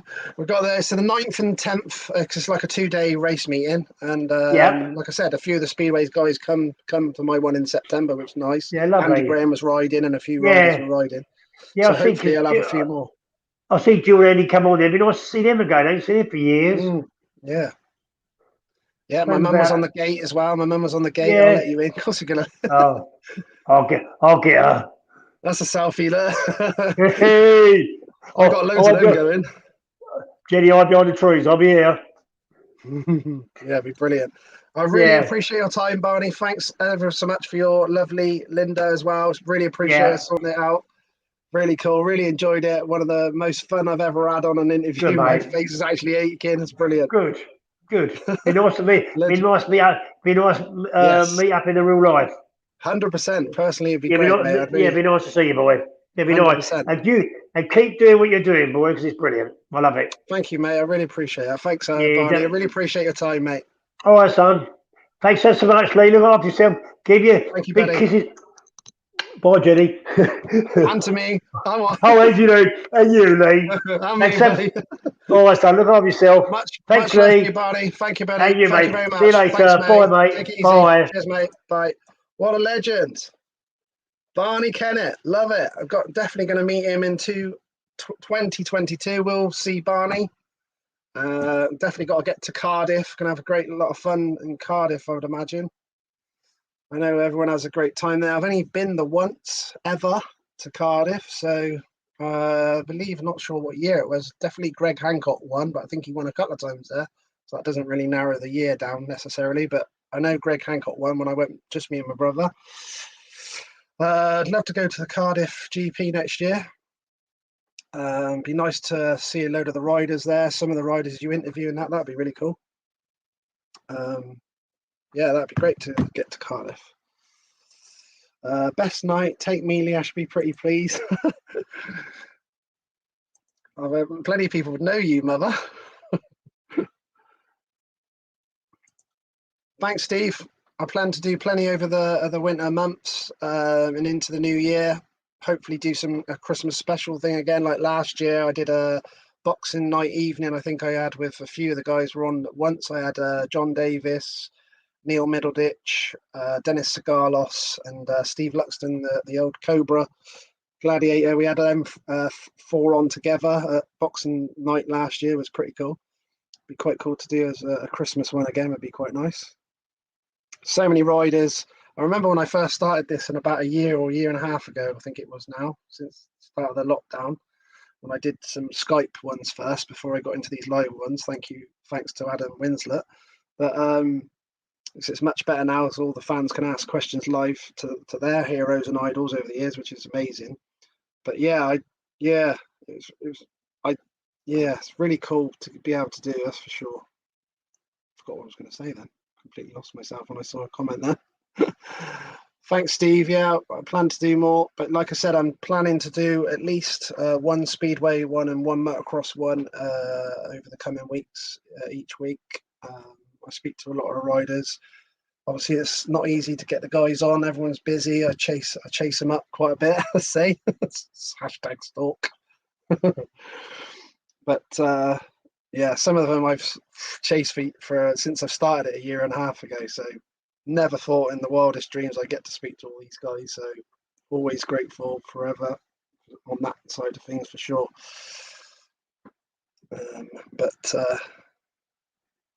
Thanks, Stuart, buddy. How's it going? How are you? How's Lowell? Yeah, I did speak to John Davis about that quite a while ago, Rich, about getting John Davis back on his own. He needs the platform on his own. When I had him in the 4, we need John on his own. My missus has put the dinners and the dog. Rose has you a present waiting when you're done. Oh, nice. Right, I'm off for my tea then. Cheeky late tea, always worth it when you speak to these legends. Thanks very much to Barney. Thank you very much to his lovely other half, Linda. There's always a great woman behind every great man, as they say. I think my mum quoted that earlier on as well. But thank you very much. As you can see, my T-shirt behind that Andy Graham give me at the reunion. Thank you very much as well to his lovely wife Jill, that will be at the reunion, the next one. Andy Graham rode. It was really cool to see Andy Graham out there in the last one. He's coming again. They're all coming again. They give me that T-shirt, and my dad's saying it's nice to be important, but it's important to be nice. That's really cool. That was really special. Yes, I spoke to him. I don't think there's anyone I haven't spoken to or chased, Phil. But getting them on, get Tom Owen on. Yeah, that'd be really cool. Hopefully Jan Steckman interview soon. I've definitely messaged him at some point. Not sure on what social media, but it doesn't matter. I will chase him on anything. Instagram, Facebook, Twitter. If I can get an email. Normally sometimes work, I get a contact and then get another contact through another contact. That's how a lot of it's worked. And it was amazing that obviously when I got to start to get a load of interviews, then it became at last it became a little bit easier when everyone actually started to know a little bit about it. That was good, because it was very hard to start with. Like some of the legends I chased for 6 to 9 months solid, doing that. Please, can you come on? But you can hardly understand. The guys are like, who the hell is this guy? It's like, we're just a fan and we're just trying to get you on and speak to you about the old times. Gotta love it.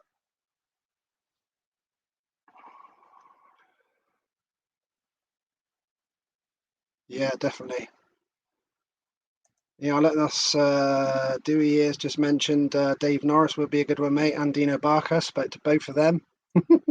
It's funny because everyone does that, like, what about this one? That this one. I'm like, spoke to him. I do stalk everyone. I did speak to Dave Norris. Story about that one was, at the time he said to me, mate, I'm not in the right headspace to be going on and doing an interview, but I will chase that back up again on the Facebook. Dean Barker I spoke to as well. He said he would do one, and then lost contact a little bit on that one. But yeah, I'll chase them all. I chase them all. From all the errors, 70s, 80s, 90s, now. Spoke to Nicky Pedersen quite a few times. I've been chasing him for about a year. Spoke to him quite a few times on Facebook, and he said he'd do it. And then he said he'd do it this winter. So fingers crossed on that one as well. That'd be a pretty cool one. As I said, never thought I'd get to speak to all the legends. Unbelievable. I was literally going through this again the other day on the Speedway ones. It's like crazy. I don't know if any of you guys that didn't know about my YouTube channel, basically Motocross and Speedway Memories on YouTube, free to subscribe. All of my interviews, live interviews, get saved on there. So just going through the Speedway ones alone, without the Motocross ones, obviously, Barney tonight. I did Jan Anderson the other night. Alan Graham, look, which obviously such sad news we had about Alan Graham lately. 5 months ago, look, I got Alan Graham, so that's so nice that we've got that to go and see whenever we want to see Alan Graham. So that's really nice to have done. Sean McConnell, Mikhail Max, Samer Malenko, Ollie Olsen, I did twice. Wow. Peter Carlson. I was looking through this the other day. Luke Becker, Bradley Wilson Dean, Darcy Ward. We did like nearly 3 hours with Darcy Ward. Joe Screen, Jeremy Doncaster and Chris Louis together. Greg Hancock. I was like, Lawrence Hare. That was a really cool one as well. Paco Castagna. Talking about Paco Castagna, I have spoke to Amanda Castagna, and hopefully getting Amanda Castagna on. I spoke to him. We're going to be sorting that out in the next month. Ollie Alf Busk as well. The Ollie Olsen I did the second time. Chris Holder, that was really cool. Did Alan Carter. We had a good chat, obviously, about Kenny and all that as well. And that was a brilliant one. We did Bruce Pennell and Eric Gunderson together. Like, wow, unreal. I think that was one of the ones I'd had the most live on at one time. It was unbelievable. The Christmas one that I did with John Davis, Dennis Sigalos, Neil Middleditch, and Steve Luxton. Per Jonsson, unbelievable. Eric Gunderson, I had 3 hours with Eric Gunderson. It was unbelievable. I had 3 hours with Hans Nielsen. It was crazy. Chris Morton, that was really cool. Ollie Allen, that was a good interview. I had a good time as well with Simon Cross. Paul Hurry. I think one of the ones that's still most viewed now was the John Davis one. Obviously, very straight with his opinions and everything. It went down well with everyone. That was really cool. Mark Laram, that was really cool. Ronnie Corrie, who come to my reunion in September at my meeting, was amazing to see him. Did the whole Barney selfie with Ronnie with the rocket. Andy Graham, I think, was my first ever live, which is really cool. And he came and rode at my meeting, obviously. And he's coming to the next one, so can't wait for that as well. Really cool one I did with Todd Wiltshire. Martin Smolinski took us all around his workshop. That was really cool. Martin Dugard. I know a few Eastbourne legends on there. I've done one with Martin Dugard's on my YouTube channel. Chris Bomber Harris. I did 2 with Scotty Nichols. And we had the flowery shirts on. Once I made him change. This is when I was doing the Skype ones before it was live. And he saw me with it on, ready for him. He went back off and changed. So that was pretty cool. Gary Havelock one was brilliant. That was a good hour and a half. I did one twice with Hans Nielsen. So I did one on Skype. So it's a 2-part on Hans Nielsen on there as well. One of my major heroes as well, Lee Adams. I had an hour with Lee. Got up early one morning in Aussie. That was awesome. Bruce Pennell, obviously amazing. Good old Roscoe. Did one with Roscoe and Jason Crump as well. It was really cool to do as a Swindonian. And yeah, that was great when I started all that, because it was just the motocross to start with. But that's all the names we've got so far. Amazing. Who's making Mike Broadbanks? Yeah, I'd love to speak to him.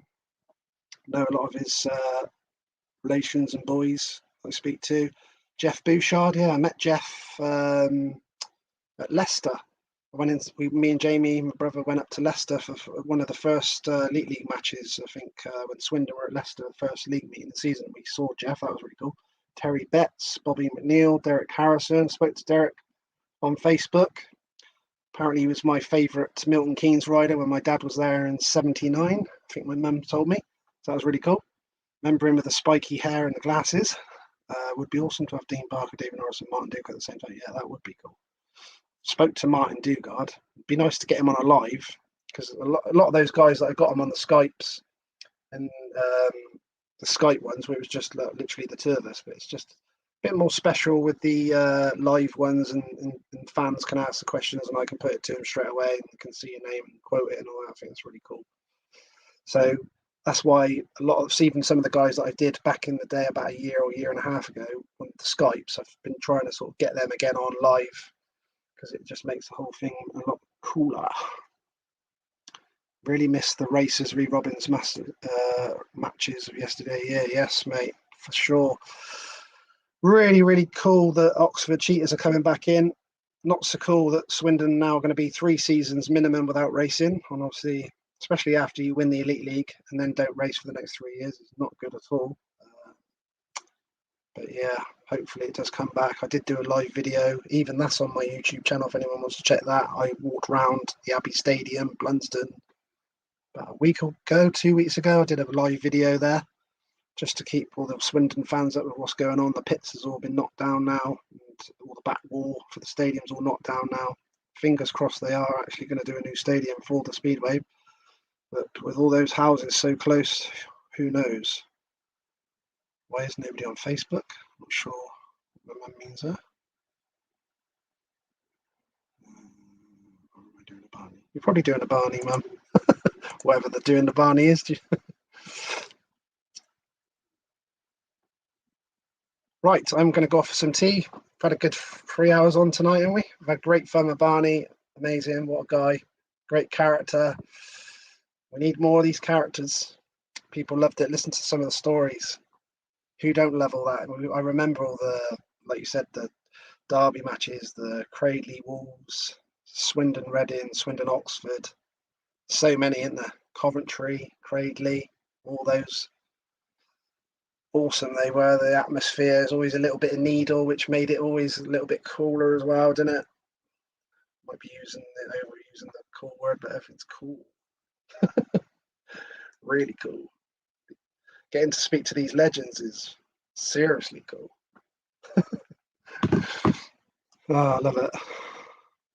Love to you, mother. Hopefully I'll see you soon. Not seen you much lately. Have we been busy girl, yeah? As always. So yeah, I'll speak to you all soon. Already made my dad's quote before I've gone. I've already said that. So speak to you all soon. Much love to you all.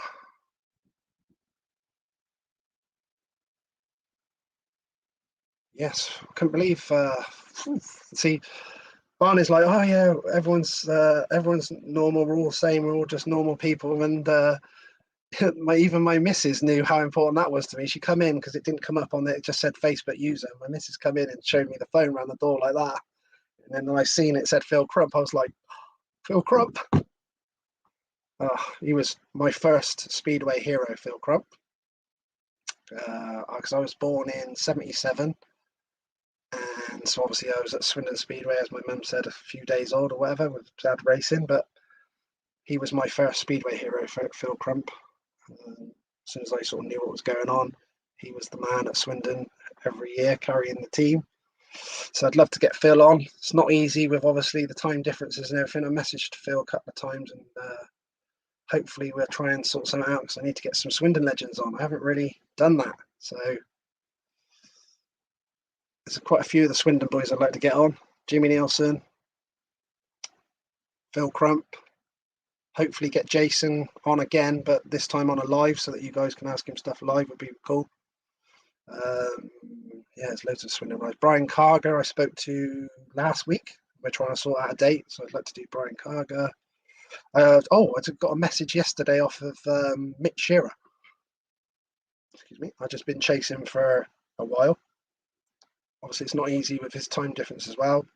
He said to me he goes at work at 8:30 in the morning. I think we had the discussion. So he's looking at trying to do it for sort of an hour or something before he goes. So hopefully I try and get one with Mick Shearer soon. If there's any Reading and Swindon fans out there, would probably like the Mick Shearer one. And obviously he was a bit of a character as well. Hi, Luke Bowen. If that's Luke Bowen, I can't see a name on there. Someone said hi, Luke Bowen. Rob Reader. Hope mate you enjoyed it. So it's a shame. I hate this thing on the StreamYard. Basically, it's like if you just come straight into the video without pressing on the link on the post, it just comes in like that. It's just annoying because I can't see some of the people who are saying something. And I've missed so many legends that have come on and done that. Like Phil came on tonight and I didn't see it. It's like damn. And then who was it who come on the other day and I didn't know? I think Jimmy Nielsen came in to the live and I didn't know.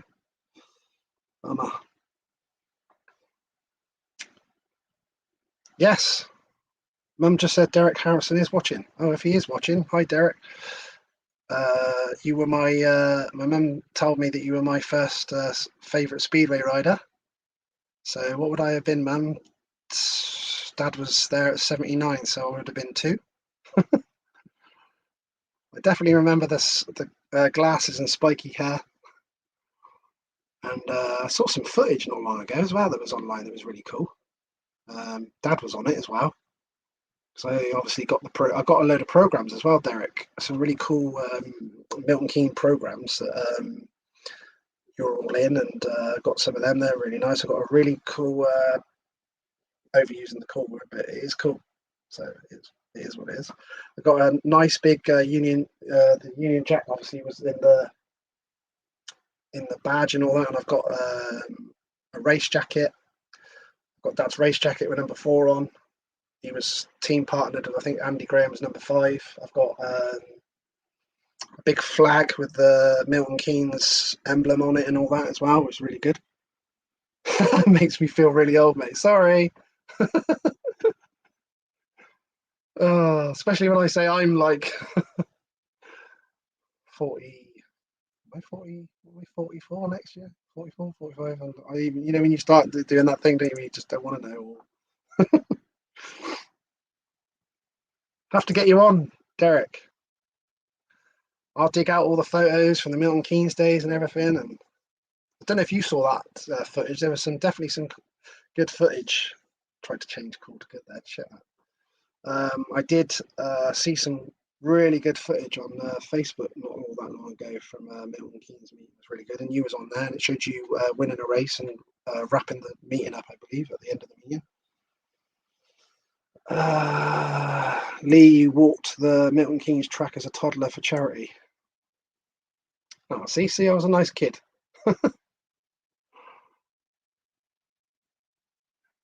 Yeah. I just wish I was a bit older then, Derek, as well, so I could have took it in a bit more. I remember got loads of pictures of me on Dad's bike and stuff like that, and really good. It's just a shame he retired in that 79, 80, and then I was only 3 then, so didn't sort of start knowing exactly what was going on until a few years later. But yes, I still reminisce over it all. I've still got loads of Dad stuff. I've got fan club pens. I've got stuff of Martin. I've still got some Daytona boots that Martin and Dad wore. I've got loads of stuff. Got all the pictures. I even had some cassette tapes that were from Swindon in the 70s. So then I got myself a cassette tape player, which I've got to get back off of Jill, actually, Mum, my dad's sister, because I left the 2 tapes with them. So I need to get that back off them. Knights in white satin. I actually remember. Didn't they even had a proper horse there with a knight on it at the actual track? I'm sure I've got pictures of that even as well. And I've got those. These are really cool. I bet Derek's got one of these as well, Mum, as well. Oh, actually, I'll get it on my phone. We've got to get this out because I love these stickers. As you know, as a motocross rider, anything, you've got to love a sticker. And I remember this. All the riders had like a sort of like a cartoon character sticker thing, and I had it on the back of my mum's got me a Milton Keynes. I got a program board. There we go. See that? Look, love it. I think all those riders had one, so I'm sure Derek's got one. Oh, thanks, Derek. I did very well at motocross, muchly down to my dad. He was a genius with the bikes. Even when we first started racing, we had older bikes. It didn't make any difference. He made them from scratch. You know, it made it sweeter against some of the rich young kids that we raced against. But I mean, it was very. Oh, here we go. Look, there's me flag that I've got. You can see that. Milton Keynes Speedway the Knights. Look, that's the flag I've got. There's the race jacket. Got Dad's race jacket. Yeah, it's very good to be able to keep all these really cool things. I love that sticker. It's one of my favourite things. That sticker of the Milton Keynes Knights. I'm looking through. Got an album with loads of Dad's pictures on it.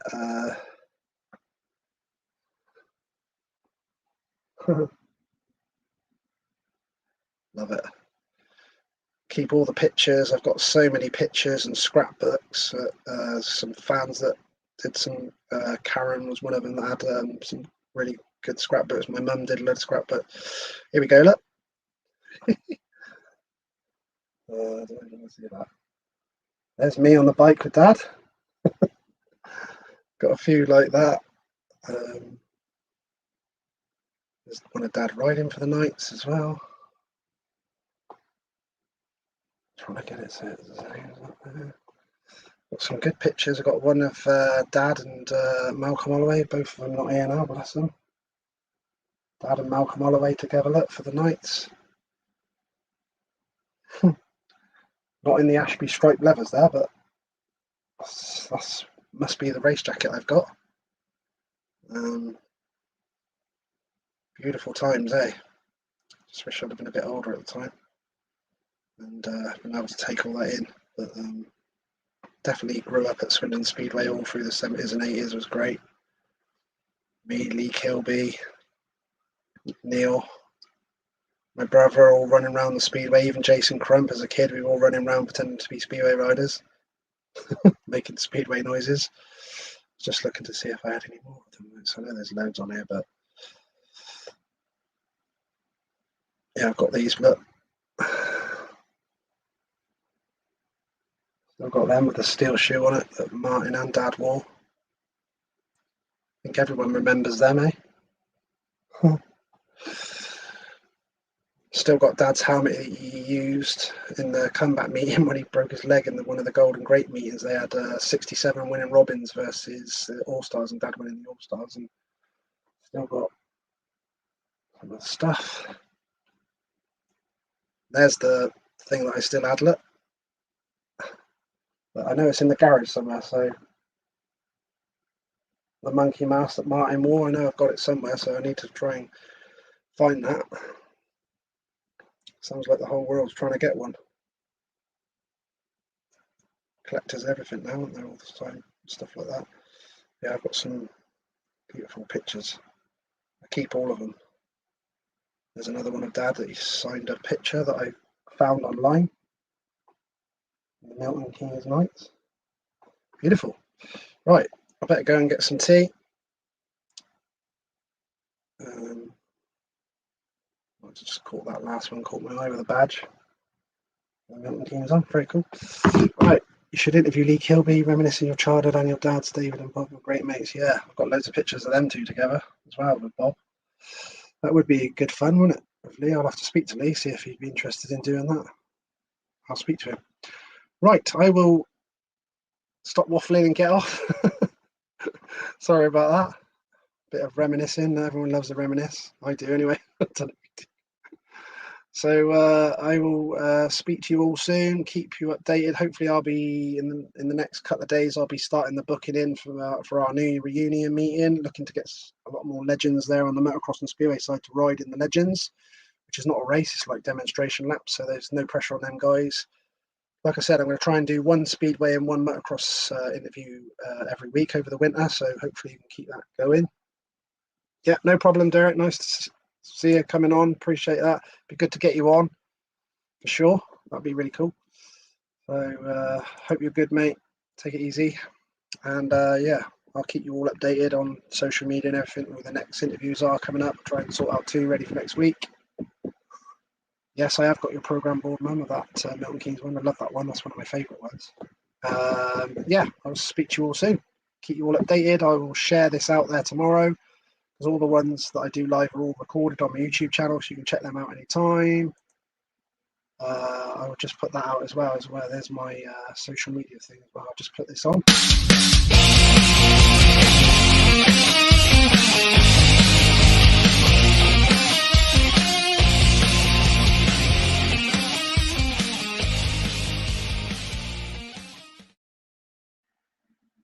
Yeah, you can just subscribe on YouTube free. I don't know if it's get up on the screen. It's easy to do. More people know about it, the better, because then you'll be able to look across the screen where the memories. You can just go on that, and then all the live ones that says live on there, they all get recorded. And then you can just watch them in your own time if you can't watch them live or whatever. It's a bit like, like we all record the TV now, so we don't have to watch the ad breaks. That's me. So it's always good to be able to just catch up with it in your own time and check them all out. So go and check out my YouTube channel and let me know what you think. You can message me with riders and that you think you'd like to see or see again, or sounds like everyone wants to see John Davis one again. Cheers. Dewey, buddy. Say hi to Lowell for me as well. Hope he's good as well. Yeah, I've got to remember Laney dear. I'm off now then, people. Ciao. See you all soon. Cheers. Take it easy.